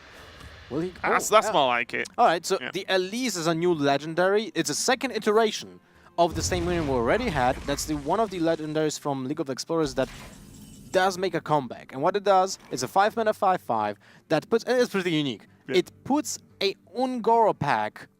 How did I pronounce that? Never mind. It puts a pack into your deck that contains 5 cards, and you open it for 2 mana. But the thing is, it has a higher probability of getting legendaries. Yeah. The value of that pack is actually pretty high. Yes. A lot of the time you get some very, very, very good stuff out of there. And it can be any card. It's not even class specific. So it can literally be any card in the Ungoro set. So, got the high value there. And you can start to see how this deck is going to piece together. Whereas Waning Moon and Team Philippines are trying to work out exactly how they want to progress. Do they just play a Vile Spine just as a dude? Kind of a hard choice because there are so many big, beefy stuff that can come out from Stan Sifka. You need to keep that Vile Spine Slayer in your hand. It's also a new card. It's a 5-mana 3/4 that destroys a minion if you can combo it out. Because animation cut through the jungle. Yeah, and there goes the pack into the deck. All right. All right. So now this is interesting. He can either go for the Gazetan with double draw, well, triple, because the hallucination will give you something as well. Will also decrease the Archangel to 5 mana, so it will be playable next turn. But he goes for the Vile Spine Slayer to just get the value. And I like this. He clears the board again, puts a creature with some pressure on the board, and prepares for a big Gazetan turn at some point in the game. One thing I dislike about the version with the Archangel, though, is I find them really slow. It's like the last turn, right? Waning Moon didn't play anything. He just dug it up. Although, if he would have an option to play the 8/8 for 7 mana, he would probably played it. Yeah, that's true. There goes the Dirty Rat, though, and that is just going to be insta-killed, and there goes Waning Moon's cycle potential going forward in the next few turns. So I was a little bit scared. Oh, man. Imagine if Dirty Rat hadn't come out there. Hallucinations look like it's going to be the play to just see what are the options for this turn for Team Philippines, because otherwise you're kind of just dropping an Arcane Giant and passing, which feels bad. You probably will do that anyway, but let's see first the Hallucination. So I'm guessing he has around 16 cards in his deck left, so there's not a lot of chances actually draw the It's second from class Auctioneer. though, Hallucination. Yeah, but I mean to draw Oh, another it's a cycle. Auctioneer, Yeah. it's kind of horrible to get it. So you need to rely on something else, and I need to. Yep. I feel like you need to play that Hallucination this turn to maybe get something that will get a card draw, right? So Wayman disagrees. Just gonna didn't even re-hero power just for the fun of it. Floating 2 mana, but just gonna take his time. But this is what I was saying earlier, like Stan Cifka's Warlock deck looks really strange until you realize that their opponent can't do anything. Like, oh, another Siphon Soul, well there goes your giant. You know what I mean? Like it starts to be just like on-demand removal, and it just stalls out long enough. But there's Jiraxis. Oh man. How are we going to see in the first series of the Hearthstone Global Games a Jiraxis killed by a Sacrificial Pact? I'm not sure if we're gonna see the Jiraxis because Stan has so many ways of just controlling the board, so he might not even feel like he needs to play it. Yeah, look, there's got to be a Snap Hallucination here. Second prep means that there's absolutely nothing going on. Is that Shadow Flame? Yep. Shadow Flame Drain, not Shadow Bolt. That's actually not a really good way. You wanted like a of minion. Yeah, So minion would have been something better. to play. Oh, Doom. Prep Doom. Prep Doom, That would've been draw sick. 3 cards. I would actually Yeah, be that's insane. what I mean. Yeah, that would have been sick. But not going to be too many good options here. It's going to be a tough one. No minions to Shadow Flame at the moment, and also no Cold Blood to even say, well, I'll draw a low attack minion, Cold Blood it and go. So it's like it's just going to be the Shadow Bolt, and it's going to help clear out the board. But this Foul Spine Slayer is going to get killed by the Voodoo Dog. At least it will deal 3 damage to the face. But it's still not looking great. So unless... You can just Bane of Doom. I think he will do that, actually. Well, Definitely. yeah, do that. 2 Bane of Dooms, and what's good for Stan Cifka here is the Bane of Doom Demon, once we see what it is, may well draw out this sack pack. Oh, man. That's a good one. That would definitely draw the sack back out. Yeah, and then Cifka can just slam Jiraxis and say go. Wait, do you play a second Bane of Doom right now? Just on your own Voodoo Doctor? Probably. You could even coil if you really wanted, but just to cycle. But you still got tap. Well, you have Doom. You don't want to overcommit with the second Bane of Doom, I guess. Doom and Bane of Doom. What's the Bane of Doom face for lethal? It doesn't create a demon. It's not a valid choice. Ah, never mind. Well, do you want to tap, maybe? Not really, right? You don't know if your opponent is playing Cold Bloods in his deck.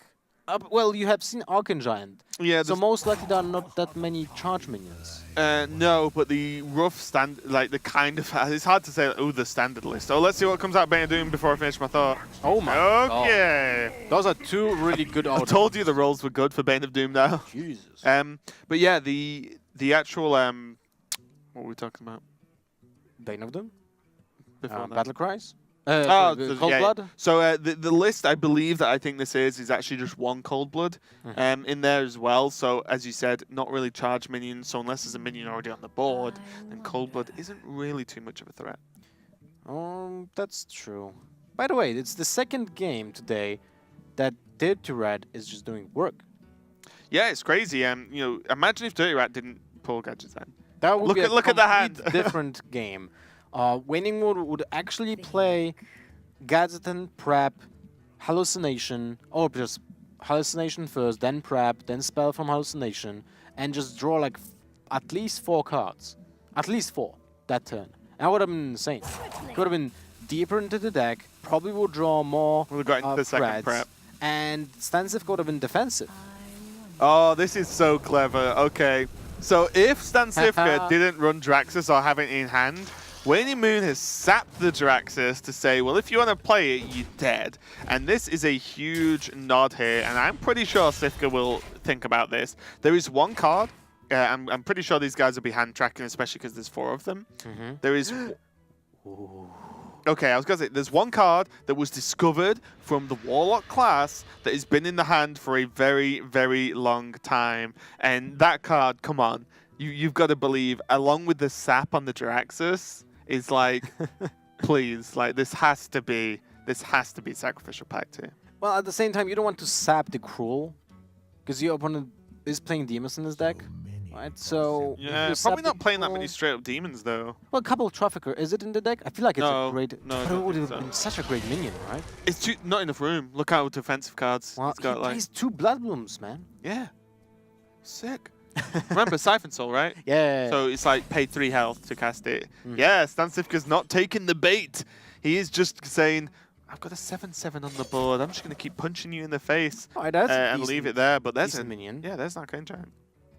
Your opponent already played 2 Siphon Souls. And the Arcane Giant is just out of range of Cruel attack. So Stansifka would have to commit something else to it. Well, Winning can't really anticipate that there will be a Mortal Coil right now. Yeah, if you're going to play around like the Mortal Coil, then you're not playing a minion, then you're going to die. Like, so the Arcane Giant is just also out of necessity at this point. It's going to be a pretty easy clear. It's going to be... Everyone is cheering like, Jiraxis, Jiraxis, let's go. Oh, here we that go. actually Here's a treat complicated for everyone game. who has not seen this. Yeah. Ungoro pack on its way.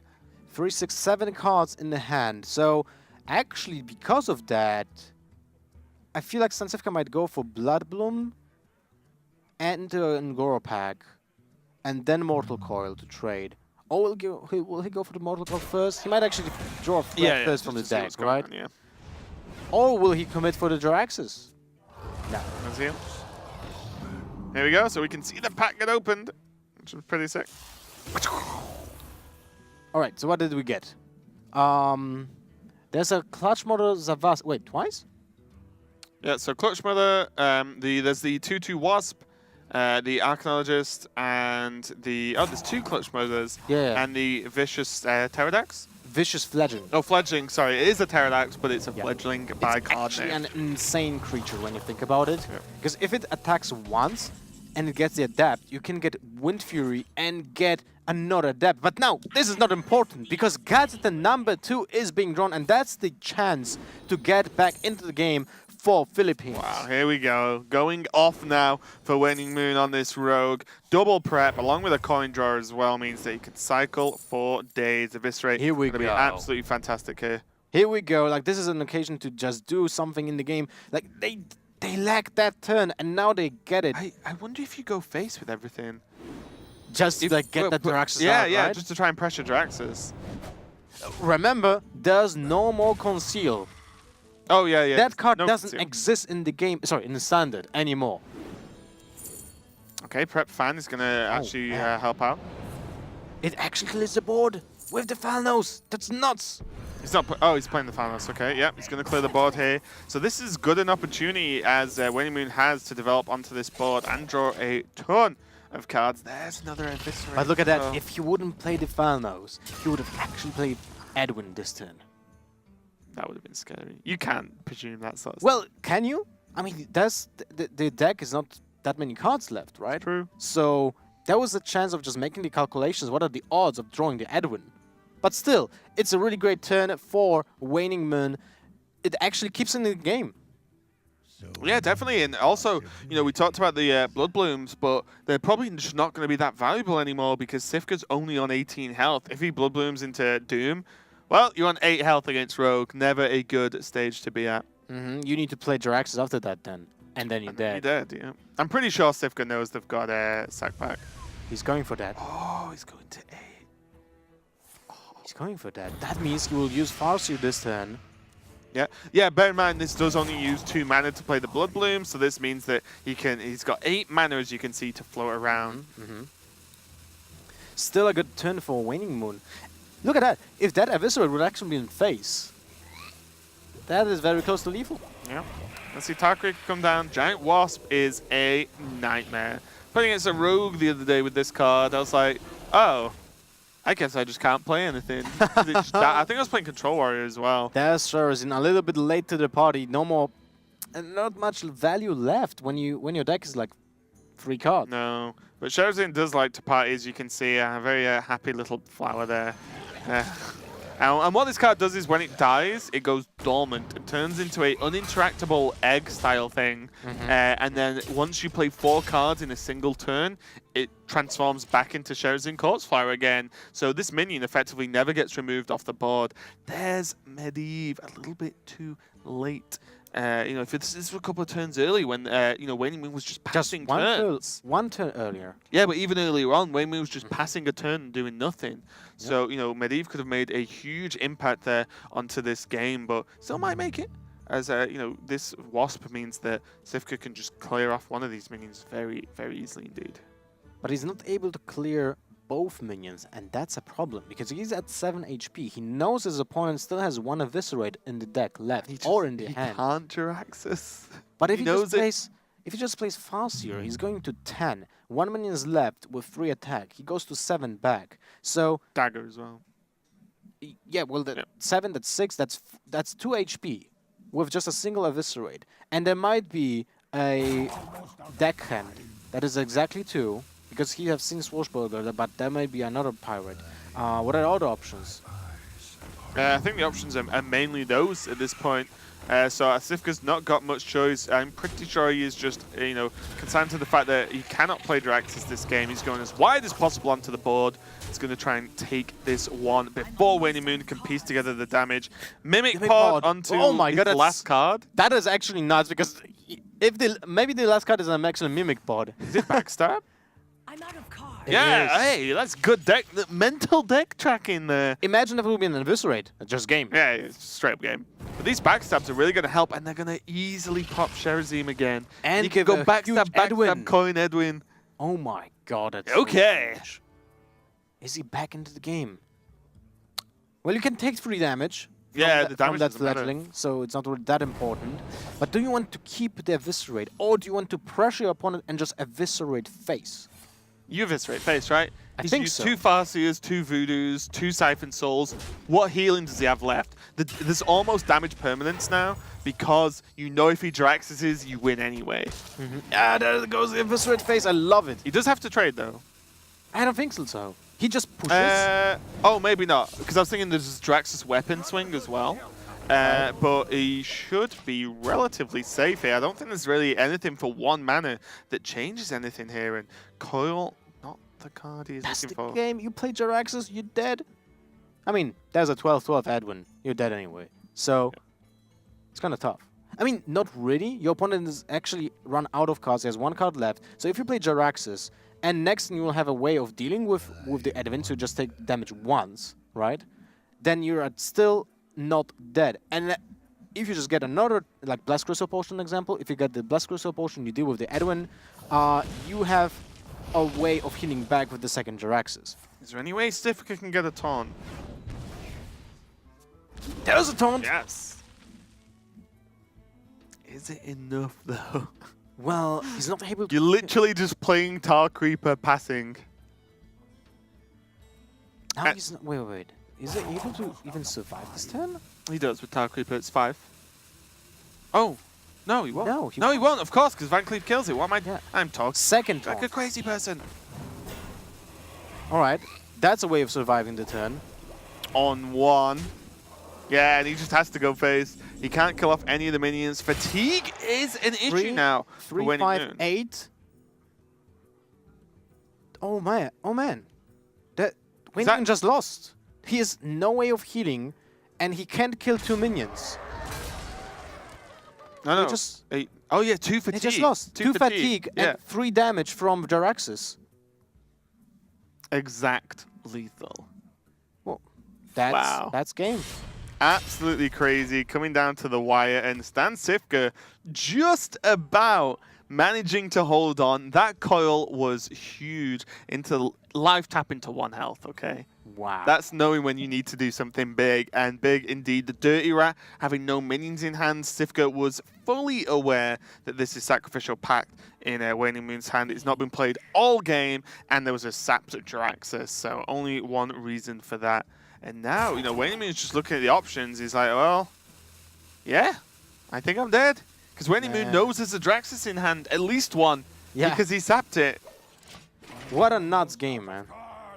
Wow, well, right down to the wire. You faced Jiraxxus. Sacrificial Pact is, in fact, not enough to deal with this It's Demon not Lord. an instant. No, and this is going to be game. Fatigue taking it down, and as we said, a card like Mimic Pod coming out that late in the game might not have been enough for winning Moon, and Team Czech Republic go 2-1 up over the Philippines. Match point for Czech Republic. That was a really exciting game. Actually, a very back and forth. Just slamming the Jiraxis wasn't that was actually an unplayable card for the entire game until the final round. Yeah. In the final turn, when you just finish off the game, win the game 3 damage on the burst. back. 9 mana, 3 damage. Sometimes you're okay with that. Yeah. But yeah, absolutely amazing game, and I think it's truly one shown off. I mean, Stan Sivka is known for his deck building for a start. This is like the time where he'll thrive, and also as well, just like that Warlock deck, it doesn't really make sense. Yeah, it doesn't really. Runs a set of cards you just sort of thrown together. There's voodoo doctors in that list. You know, there are Farseers. There's all the healing that doesn't look like a lot, but it's combined with the control as well. We didn't see Blood Bloom into Doom. Oh no, we did see Blood Bloom into Doom actually, Yeah, we which did. allowed him to draw cards and then have 8 mana to spend on those cards as well, which was very, very important indeed. And Stan Sivka doing his team proud, just about holding on and getting that 1 point ahead. Absolutely huge. That was really close game. Yeah. And now they're on the match point, so you can finish the game almost with a perfect score, which also puts them ahead in the group. I mean, they will actually be the first in the group anyway. Because if they win, that's the joy. Yep, first place. Yep, got him. Week 1 over. But no, in terms of the group as well, there are tiebreakers to think about in terms of wins as well. So very, very important. We can see the potentially last game of this first series is going to be Yara versus Kara. A game I really hoped we get to cast just because they kind of rhyme. And it's going to be Yara on the Warrior. And Karakute going for the Shaman as well. What are you expecting to see from the Shaman list, Halo? I would assume it will be an elemental list. Like, I think the most popular right now is like the Jade / Elemental, or Elemental / Jade, because the Elemental is like the main focus of the deck, while the Jade is just an additional package of good cards on their own. So the weapon, it's just a 2-attack weapon that deals with small creatures, which is something that I think it's very relevant in this metagame. A lot of decks are just playing 2 HP minions, like the Firefly, right? The Firefly is something that we see very much often. The Hunter has always like 1-drops, 2-drops that have 2 HP. So then we have Jade Lightning, which is an awesome card in any metagame.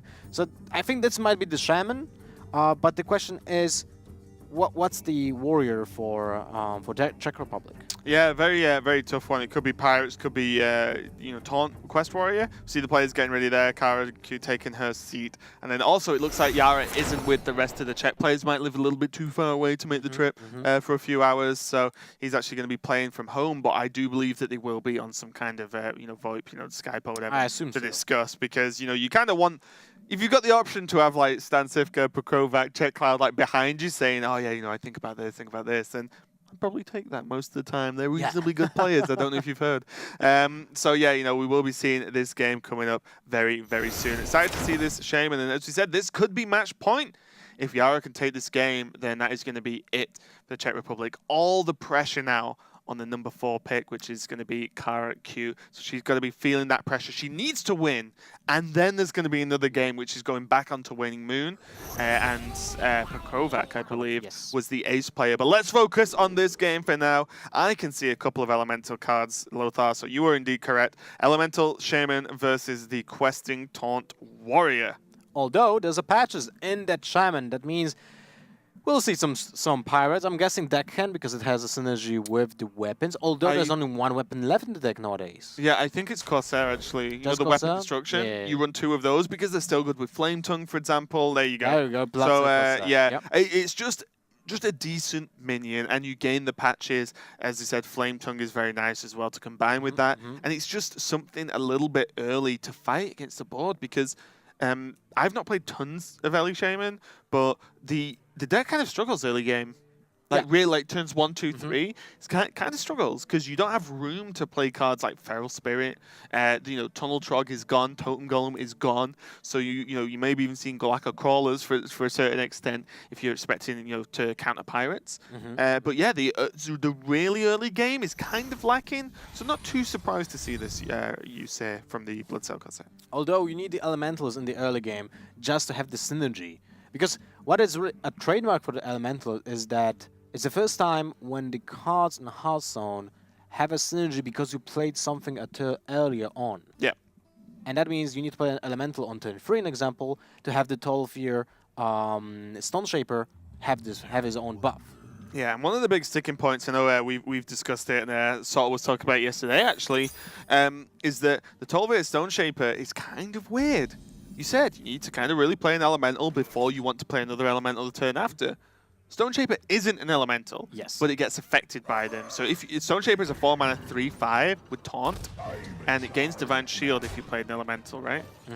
Yes. The problem is, there is a 5-mana elemental that we'll no doubt see later on that you really want to play on 5, but its effect is only live if you played an elemental last turn. So this can get really awkward to try and navigate when and where to play these elementals to get the most benefit from the minions. And because this is not an aggressive deck, we might see, depending on what the hand looks like by then, the Tolvir Stone Shaper not actually played on 4.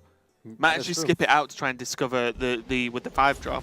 So well, the Servant of Kalimos is a very important card yes. in 5 because it gives you another elemental, so it gives you more synergy basically because of doing that. Yep. So I wouldn't be surprised if, as you said, he would just not play the Tolvir, even if he has a synergy on turn 4. As long as he has an elemental to play instead. Yeah, he might skip the Kara, she might skip the Tolvir, excuse me.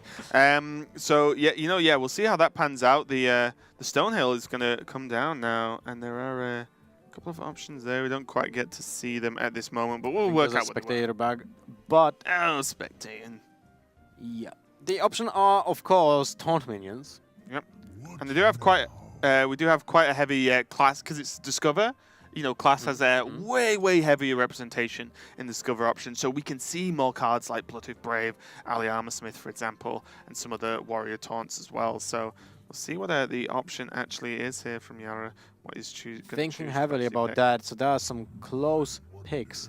And he goes for the Cornered Sentry, new card from the Ungora expansion. It's a 2-mana 2/6 that creates 3 raptors. I think that was the character played in the new Jurassic Park. Yeah. So it's a cool, it's a cool introduction to something new, right? It has a synergy with cards like Ravaging Ghoul, Throttling Berserker, Whirlwind.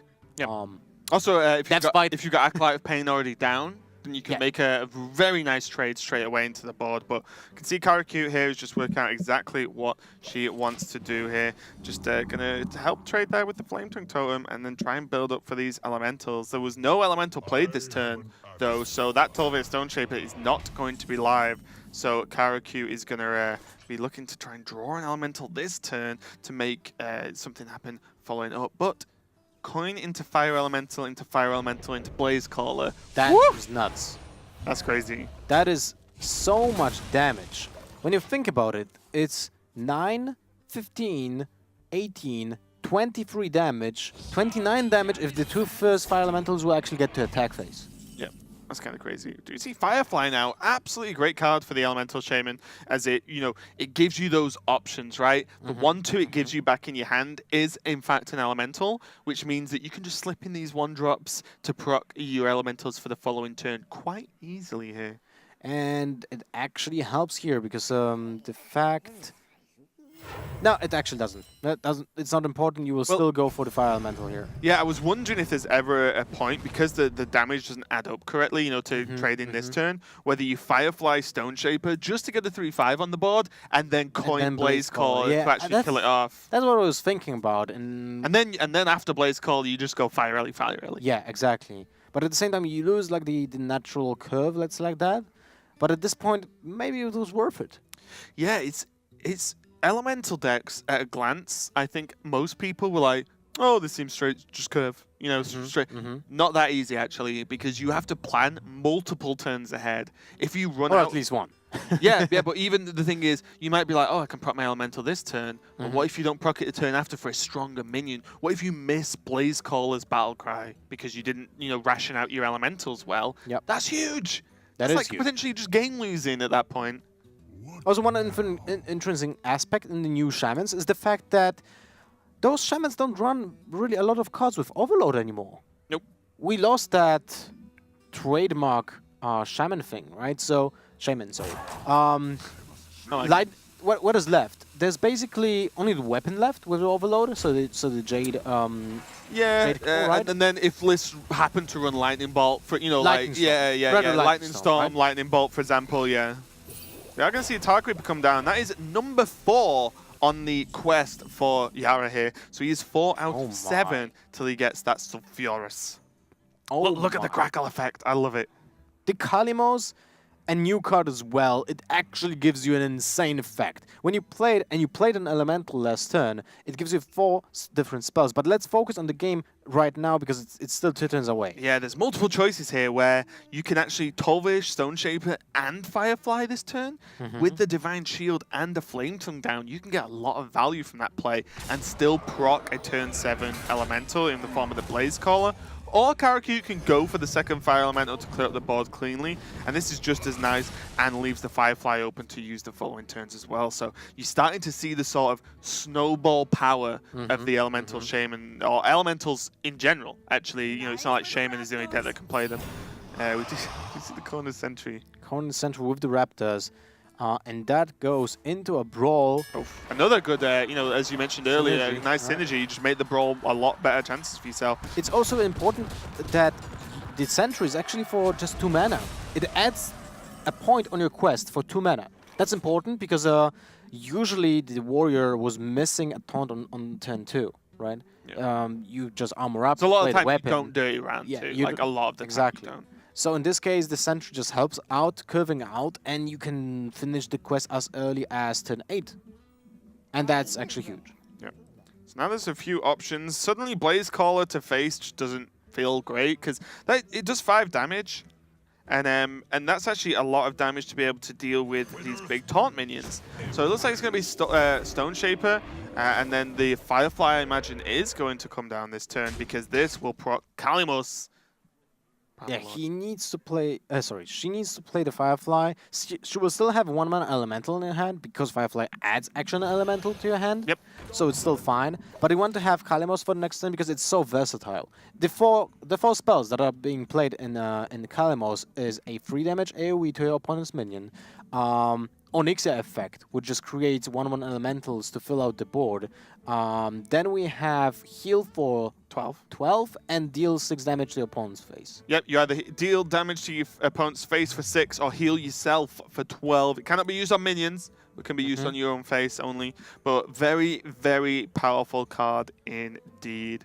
We're going to see now what choice. Yara just is lacking choices, actually. Might just have to Drake this turn. But Well, it's still a great Drake. It kills 3 minions and destroys the Divine Shield. It doesn't trade with the Storm sleep with the little fishes there to follow up with. You know, like turn after to try and help clear it off. Well, he can also think about just keeping the board as it is and play Drake turn 10 with the sleep the fishes, right? Yeah, do you have just hero power pass here? I think he might. Yara looks like he agrees. He's going to go for it. Just going to try and let him develop more into the board. There's the 5-drop we were talking about, and I think 7 of Kalimos is an amazing card. I think, you know, Blaze Call is super powerful. Kalimos is the legendary and is insanely powerful. But I actually think Servant of Kalimos might be the strongest of the lot in terms of its effect. Well, it's pure pressure. It's just a good minion on its own, and it gives you another good minion most likely. The odds on you discovering Kalimos again is actually pretty high. Or second Servant of Kalimos. It's an elemental on their own. Woo! Dust Devil! Yes!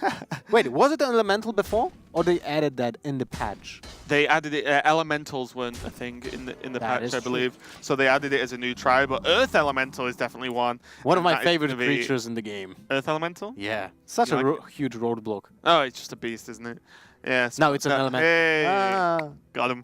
Okay, so Earth Elemental being picked up for Kara, and you can see, look at the options for Karakyu here. So many powerful cards and ready to try and answer anything that comes out from Yara, but Yara doesn't really have much to do, to be honest. Kalimos? No, he actually hit the... Not the worst. That was a Flame Elemental and Falnos, but at the same time, he would love to hit something bigger than that, the Blaze Caller, the Kalimos, the Earth Elemental. Well, that was an option. Yeah, the problem here is as well. There was a chance. You're brawling nothing. Oh, but you have to. You committed right now. Oh yeah, I just mean like it feels terrible because at this moment in time you're pretty much brawling nothing when you know your opponent's still got plenty of juice in the tank. Well, if he doesn't play the brawl, your opponent will just not do anything. He'll just pressure you with his board. He clears the dirty rat and just proceeds, and that's about it. No brawl. Interesting. Yeah, I'm okay. I would be okay with passing. This brawl just isn't as valuable as you need it to be, especially since you've already used the brawl. But your opponent will not commit to the board. Like, that's enough to win the game. That's 4, 7, 9, Yeah, but 10, 11 damage. the trades might help Primordial Drake and Sleep with the Fishes clear the board the turn after, if trades happen. Okay. So I think it's just buying time. Yara isn't particularly close to being dead at this point. Yes, there could be a Bloodlust in the deck, but I like this play. Well, you are correct, since he is on 6 out of 7 in his quest. So the Primordial Drake on turn 10 allows you to turn 11 actually fulfill the quest and get your win condition out. What's important as well is once the quest is done, your quest is a 3-mana weapon. Yeah. Then you have a 2-mana hero power. You can brawl as well that turn, so you can actually weapon, brawl, and then try and hero power the one that survives. Or even just kill it with the weapon. Yeah, depending on what comes out, of course. So that one turn is the turn that I believe Yara is looking for to try and heavily swing this board here. So Kara didn't commit a lot to the board right now. I was actually thinking about just Flame Tongue Totem this turn, just to get more pressure out, you know? Yeah. Although it's 4 damage that you just don't need at this point, right? You know, Justica True. Justica Trueheart? Wait, what? Yeah. Justica Trueheart isn't in the rotation anymore. So the Warrior's only gaining 2 armor, right? Yeah. You're doing way more damage than 2 here. And oh, what's the rat gonna pull? This is Kalimos. If this is Kalimos. It's Kalimos, I knew it! Kalimos. Okay, that is kind of huge. Kalimos' effect is absolutely amazing, and this brawl is going to be very important. This is the turn I spoke about, where you know it's different now because it's a turn earlier. But the brawl into Sulfuras means that there can't be a hero power this turn, but that brawl is enough. Sulfuras, I wouldn't be too surprised, comes down, clear up the elemental, and suddenly Yara is in business. Seems like Czech Republic is ahead right now because of the fact that the hero power is able to clear every single minion apart from Stone Shaper with Divine Shield. Yep. Ooh. Another 7th of Kalimos will help because they can spawn infinite amount of 7th of Kalimoses. Yeah, it's definitely a possibility, but I would also, if I was Kara, really want the Kalimos back. Yeah. You know, it's like I want you brawled mine away and I didn't get the effect, so I kind of just want to play this. Kalimos will also have the way Got him. of just oh my god. Just filling, yeah, thank you. Just filling out the board again with the 1/1s, and we have seen double brawls. We didn't see Primordial Drake though, and any other whirlwind effects yet, but it's still valuable. And this play is basically making the board as wide as possible, just to try and soak up some of these hero powers. First, we do see another taunt coming out for Yara, if possible.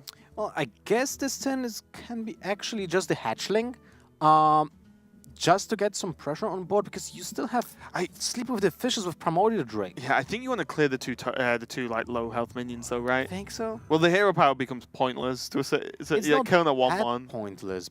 Because right now, if you just play this clears Primordial the board Drake, and deals 8 to face though. that's true. But at the same time, your Slip with the Fishes looks really bad. Yeah, there's still AoE effects though. Well, he Still ghouls, right? most likely has ghouls in his deck. Still fine. But you, Maybe Whirlwind, actually. you don't need Sleep with the Fishes if there's no minions on the board, Luth. That's true. But your opponent will have a chance to replenish the board. But I feel like in this deck, when you have sentries and you have Dirty Rats, you're not playing ghouls, you'd rather play Whirlwinds. The sentry was discovered, remember? Was it? Yes, it was from the Stonehill. Oh, okay, that makes sense. Yeah. Okay, then never mind. Yeah, so the idea now, and you know, this is kind of like the exact way the Warrior wants to play here. You just fend off until you proc the quest. Then you do one sweep turn and really flip the board, and then your hero power, along with the rest of your taunt minions, just continue to apply the pressure and keep the opponent's board down. if possible. But now Karakute's going to be able to, go a little bit wider onto the board with that Firefly. Has another Flame Elemental next turn as well, keeping this Elemental chain going. Second Sleep with the Fishes is not what Yara will want here. I believe this will just be the Dion Hatchling onto a Hero Power. I mean, he will attack into the totem 100%. He wants to increase the chances of killing 6/6. the Blaze Caller. By the way, beautiful animation on the golden Blaze one. Caller looks...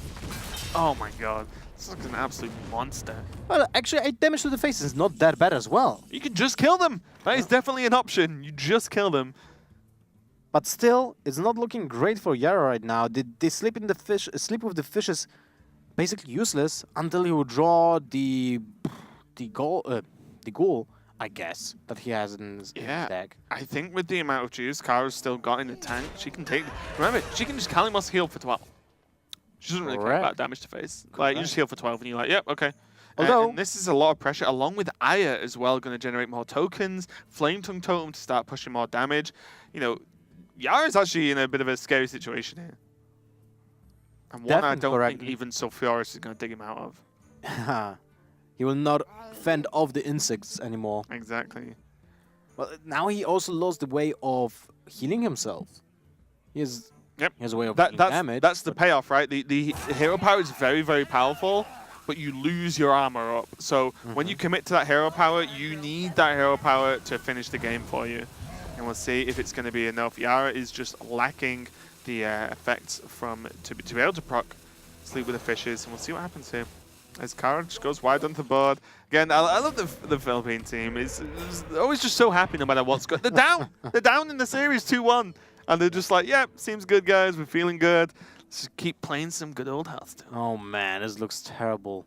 He needs to use the Sleep with the Fishes just to kill the Blaze Caller, just to get that damage out of the board. Well, you have 2, right? So you may as well. Yeah, I mean, this is the thing I really wanted to avoid as a warrior player, because of the fact that you had a really good combo with the Primordial Drake, and that was a clears almost everything on the board. It deals 5 damage, right? 7 Kalimos, 5 HP.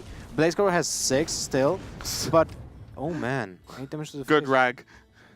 My god, does that change anything for Karakute right now? I feel like this has to be Kalimos then. Just heal. Yeah, right? there's only... You don't want to die like that. There's out only of 15 damage available here for Kara if she goes all out, which obviously isn't enough. So I think just Kalimos heal. You can just Jade Claws for a 3/3 on the board as well. This is looking pretty reasonable. And this is the true power. I didn't believe this, by the way. When Kalimos was announced, it's like, oh, these are the options. It's like, oh, do you only get to pick like 1 out of the 2, for example? Nope. You always get all of the options. You pick whichever one you want. I was like, what? This is insane. Well, it just makes a really good card, right? Oh yeah, but imagine if you could have missed that heal if you were, you know what I mean? Like, oh no, that could be. I would actually hate that. Like, I like the fact that you have all the options because there's no RNG. Yeah, I right? just mean it's powerful, right? And definitely. it's like that's insane. And Karakute is actually applying so much pressure onto the board. The Curator is picked up from Yara.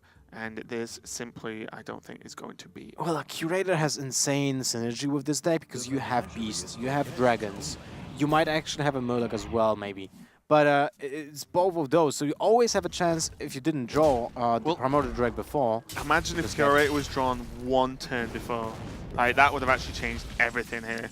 But this is not going to be enough. Yara chooses death, and Karakute is going to take the win. Woo! Team Philippines, and even this series up. Philippines versus Czech Republic, 2-2, going down to the ace match now. The first match in the entire Hearthstone Global Games goes to the ace match. So now let's just recap.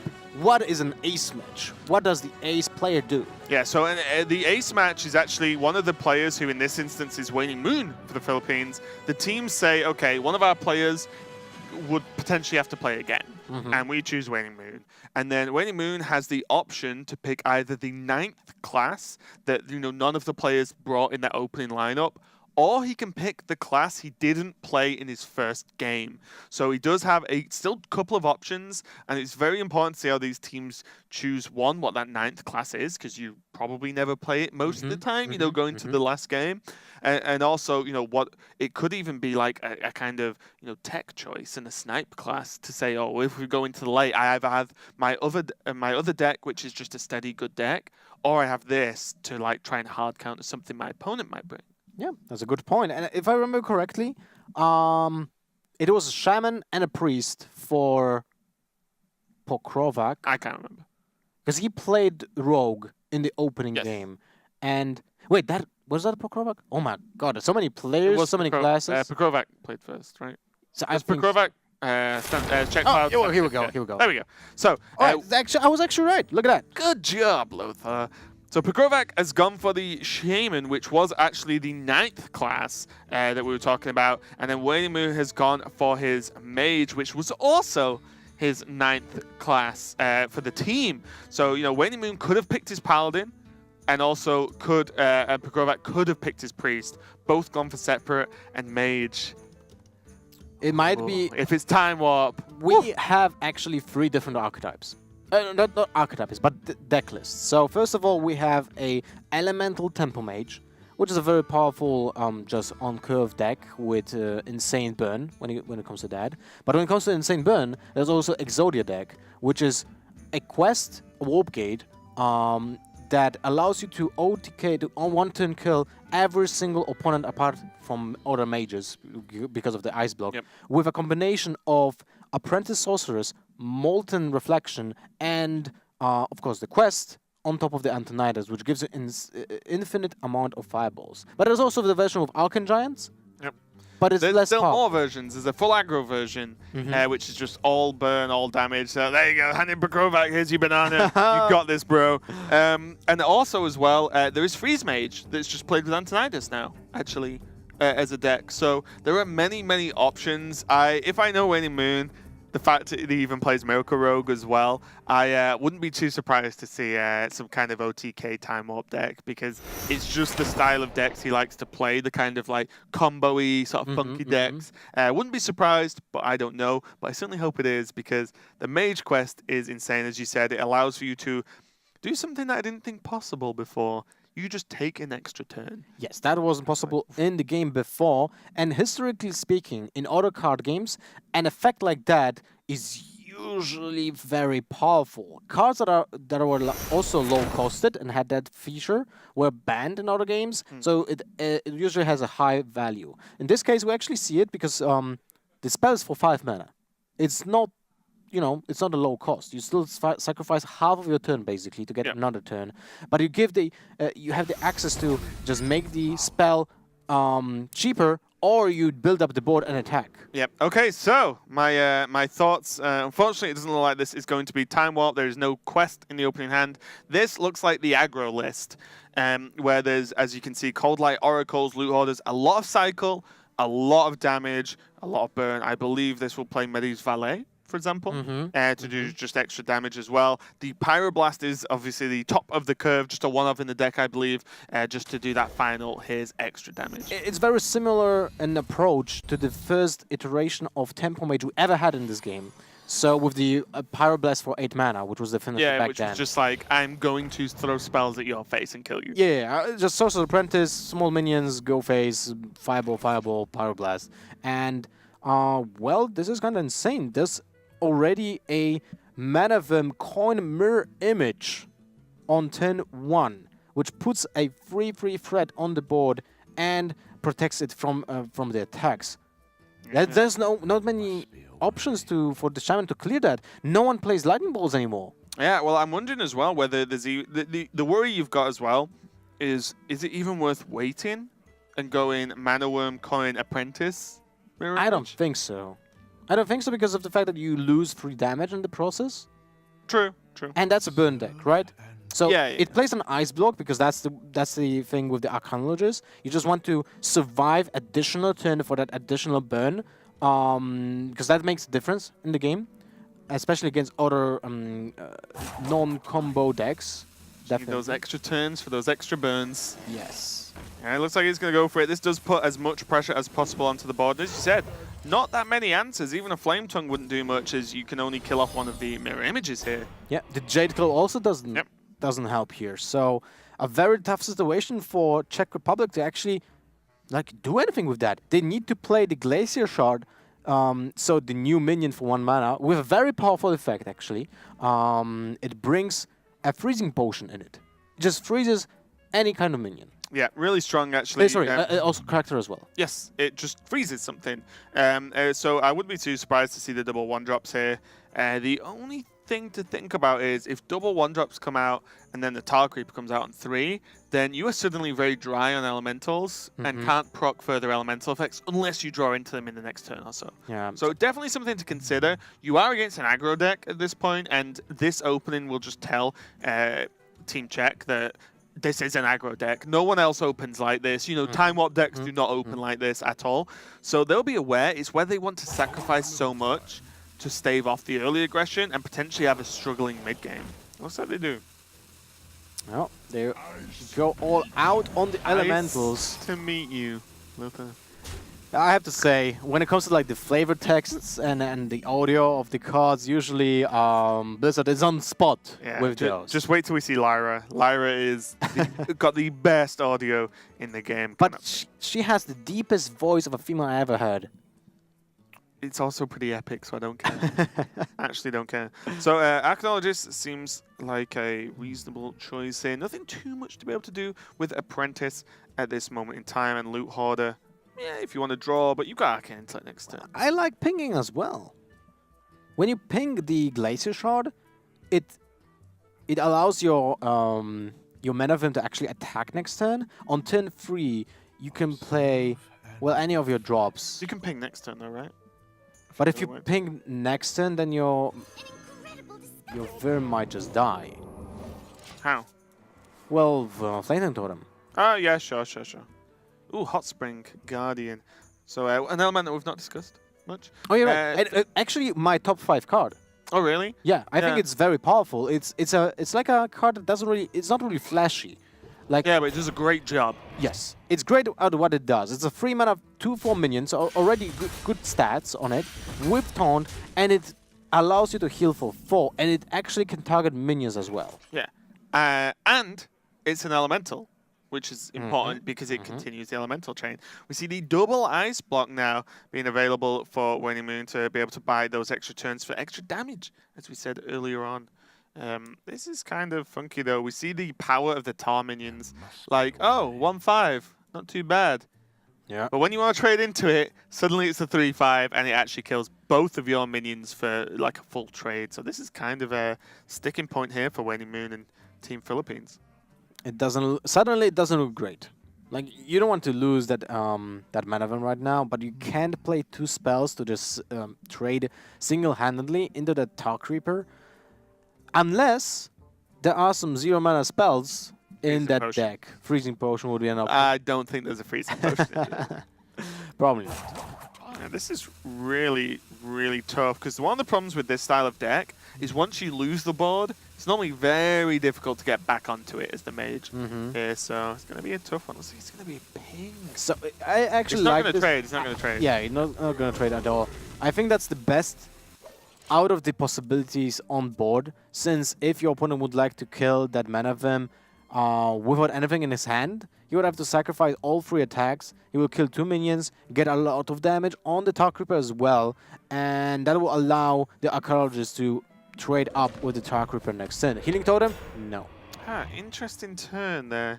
This is like the mana efficient turn as well, but there was an option to triple trade into the Mana Worm and then actually just Hot Spring the Tar Creeper back up. And then you have 2 big taunt guys that are going to be a huge problem to trade into. But I like this because the Jade now, the Jade Cloak puts an overload on turn 5 when you don't have a 5-drop, because you don't have a 7 of Kalimos yet. So and you didn't play an Elemental anyway, right? Yeah, and you don't want to have overload on turn 6 when you can draw Fire Elemental. You don't want to have overload on turn 7 when you Blaze Caller, right? Turn 8 is Kalimos. So definitely putting the overload right now seems like the best option. So even though I agree, the Hot Spring Garden was actually a great play. Oh my god, that's an overkill of Arcane Intellect. Yep. And Waning Moon quite rightly playing the one that is from his deck, not from the book. You want to keep your opponent guessing as to what that spell is. No need to play it when you've already got a copy of it in your hand. So when you think about it, Ice Book is actually a card like Time Warp. Yeah, Because it gives you additional turn. Yeah. It gives an additional turn for you, but you don't gain a turn of attacks. Yeah. That's about it. It gives you an additional turn of spells, so you can deal damage with that, but your minions won't be able to attack, so it's not like, you know, Arcane Giant, Smash. Well, your opponent can interact. Yeah, right? yeah. Like, that's the difference. We do see a Fireplume Harbinger here in the hand, and what this elemental does, as we'll explain the cards first time we see them, just to help you guys out if you're not fully aware, is this reduces the cost of all elementals in hand by 1, which is actually huge. It increases your curve basically by a turn. As a potential anyway, so could see this card come down this turn. It's going to be the Hot Spring Guardian though. Heal this Tar Creeper back up. Tar Creeper is just a nightmare to deal with. Yeah, it's a huge minion. It doesn't put a lot of pressure, but how do you deal with that? Cold Light Oracle. 3, 6, 7, 8 cards. You will be at 9. Tough situation.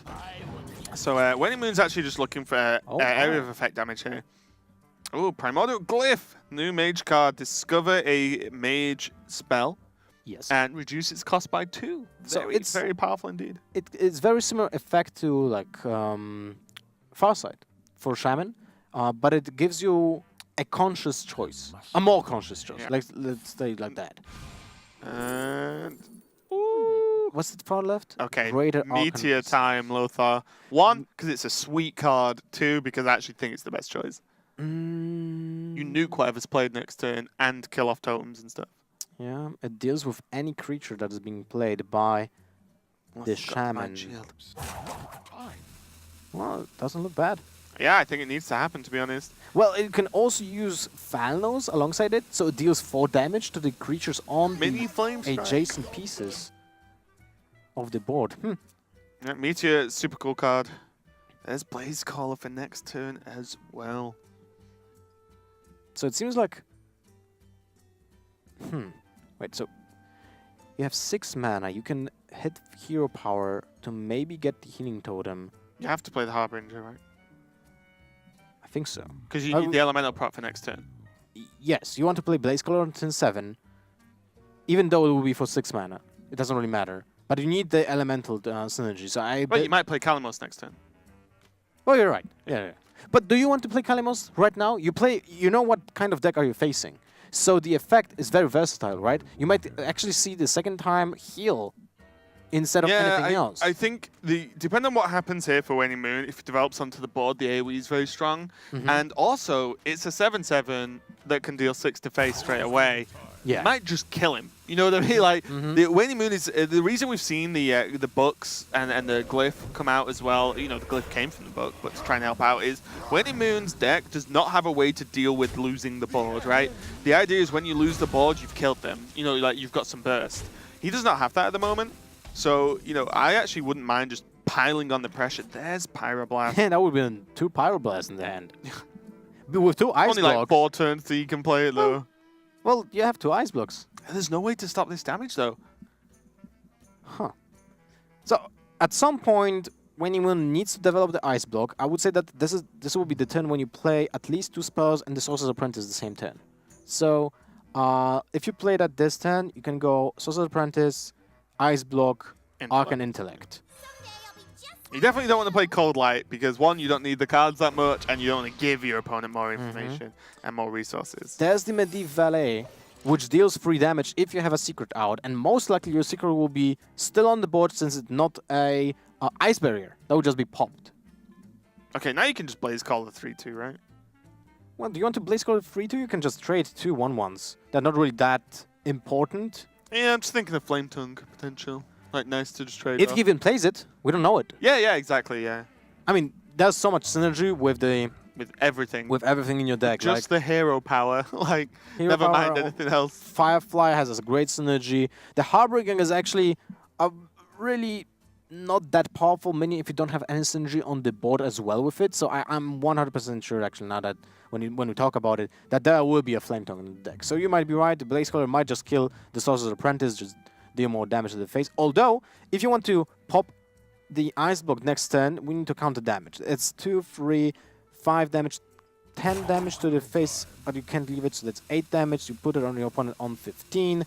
Then you have 9, 7, 5, and you're still able to pop it The with thing here is, you did 5 damage to Sorcerer's Apprentice, right? You've only lost 1 damage because the 2 1-attack minions can attack. Yeah. If those 2 minions attack next turn, you're up. Right? That cannot happen if you trade. The damage is just the damage, right? So this gives you the chance of gaining more damage over the course of 2 turns. So yeah, I think this is fine. The Blaze Call is just a pain to deal with, being 6 health as well, and we can see now. So now we need to work out how many turns Waning Moon has here, because he has 6 damage he can do this turn, 7 if he wants to play Thanos. He might just be able to burn him out if he's feeling confident about his follow-up draws. Well, he has 2 additional turns. That's true, and the only way his opponent can stop him is by healing, and he used 1 Hot Spring Guardian already. He didn't see the Kalamos, of course, yet. Yep. But at the same time, the chance of drawing Kalamos, well, it's a legendary, so why not, right? Meteor. Special effects, that was sick. Sorry. Yeah, of course. But the problem is as well, is this kind of deck, can you try and play around Kalimos? Like, no, not really. Probably not. You kind It's an aggro deck. You kind of have to go for it and cross your fingers sometimes. Yeah, it looks like he's going for it. Valet to the face. Sets it up on 22, still far away. I think the Arcanologist doesn't really actually do anything right now with 2 Ice Blocks already in hand. I don't believe so. There's like maybe a slim chance Mana Bind is in there because you just gain a free spell, but very slim, I would say. Well, it's not really free when you have to pay 3. No, but I mean, like, it can be like comboed in the following turns, like, freely. But yeah, like I said, it's a kind of a fringe situation, I guess. And another Hot Spring Guardian to help out with the burn from the mage side. The Hot Spring Guardian,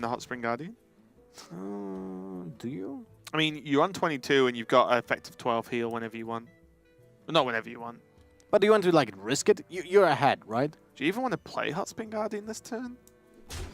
Maybe not. It's tough. Because now Prokrovac is running low on elementals. It means that you've got to really think about if you're going to play the elemental next turn or not. Because if he's going to presume he needs Kalimos, then he needs to play the Hot Spring this turn, right? But he doesn't want to play Kalimos next turn. But he might do. He might use it to put the block, right? Might. You know what I mean? Yeah, so it's very difficult. Like, the elementals are nowhere near as straightforward as they seem. Flame Guys, this is when you see how aggressive this deck is. Flame Guys to face. 25 HP. Just gonna go face. Just gonna go for it. Hope for the best. So that sets up on 17. He has 10 burn. And there's still, I imagine, fireballs in the deck as Fireballs well. have to be in the deck.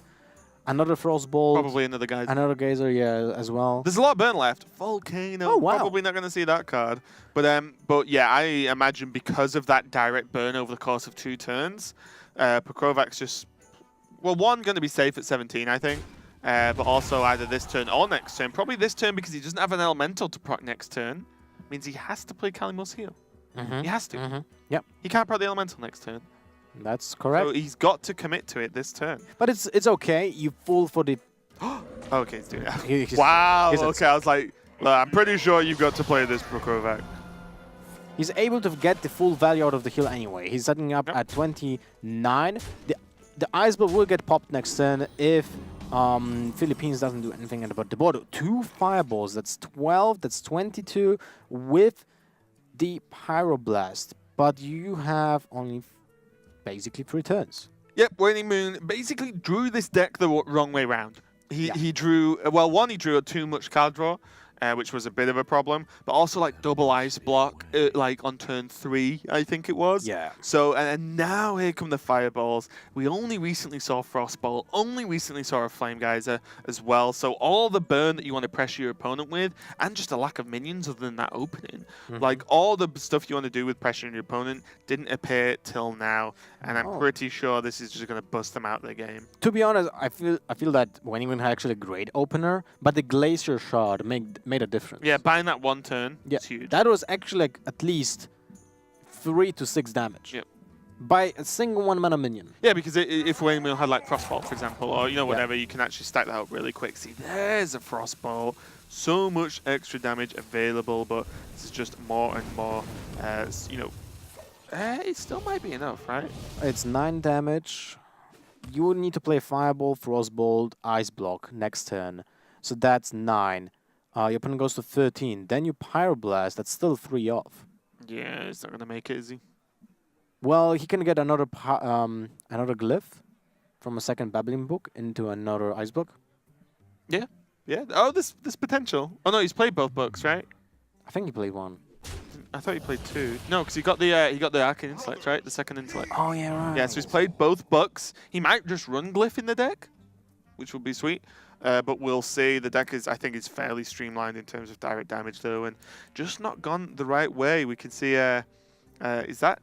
I think that's Chalk. Stood next to him on the left, just like leaning over, going, "Come on, guys!" For the Philippines team there, and it's not going to be enough. Like there's the stand-up, and even a shake of the head from Karaku in the background there, and I just don't think it's enough. It just drew the deck the wrong way round. Like, it just didn't draw as much pressure as needed outside of the mana Wurm opening. Well, and maybe there's something we're missing, right? And there's still an out in the deck, but it doesn't seem... It looks very difficult. Optimistic for Waning Moon also, and the Philippines. Krovac and Team Czech running double Volcano in this list. That is not something I've seen. Alright. He just wanted to make space for the charge minion. Just in case. It took me a second to realize. I was like, did Waning Moon just Volcano Pekovac? Like, what just happened? It's like, no. Pekovac Volcanoed himself because he wants to be able to play Alakir, worst case scenario. So he plays around Frost Nova. What's the overload on Volcano, though? He can't play 2 anyway. Is it only 2? It's only 2. Oh, sick. Okay, so he has opened up perfectly the Alakir to prot the block if there is some kind of freeze effect. Well, the only freeze effect which would matter would be Frost Nova, because otherwise some minions die and they make space for Alakir. Yeah. Yep. So they play around Frost Nova exactly. only. Yeah. I mean, if you can, you will, right? Like, yeah, I think so. If there's one thing you lose to and you can play around it, let's play around it. That's my vote. Yep. So Waning Moon just doing what he can to try and survive and try and stop this block getting procced. He's going to Fireball Kalimos, Frostbolt the Tar Creeper, but it's not going to be enough as we can see. So Alakir will clear the Manavum It will and proc the... clear. Oh my god. Yes. It will clear and also proc the block. And he got it from Servant of Kalimos as well. And a powerful card, man. Yeah, absolutely insane. And now Waning Moon is on the back foot. I say on the back foot, he's just on the floor at this moment in time. There is not a lot he can do at all. Sorcerer's Apprentice is not the miracle card he needs to dig himself out of this one. So I'm going to go for Cold Light. I wonder what's left. Maybe Ice Barrier? No, because he would have just Arcanologist. There's the glyph. He does play glyphs.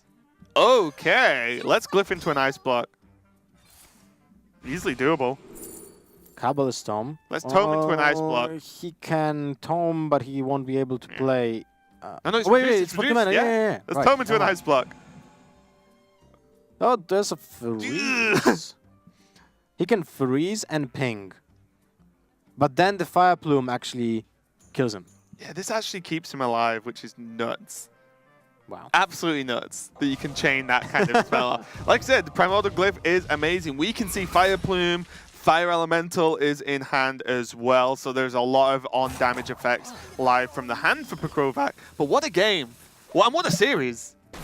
A really interesting series, because now, imagine if there would be no Fire Plume in the deck, all Fire Elementals. Well played still, indeed. Well, that is going to be it. And Czech Republic with Petrovac as the ace player does win this series and beat Philippines out in a very close series, 3-2 overall. What a series over. Those guys are happy. There's the laughs. Sivka's just like, yeah, get him.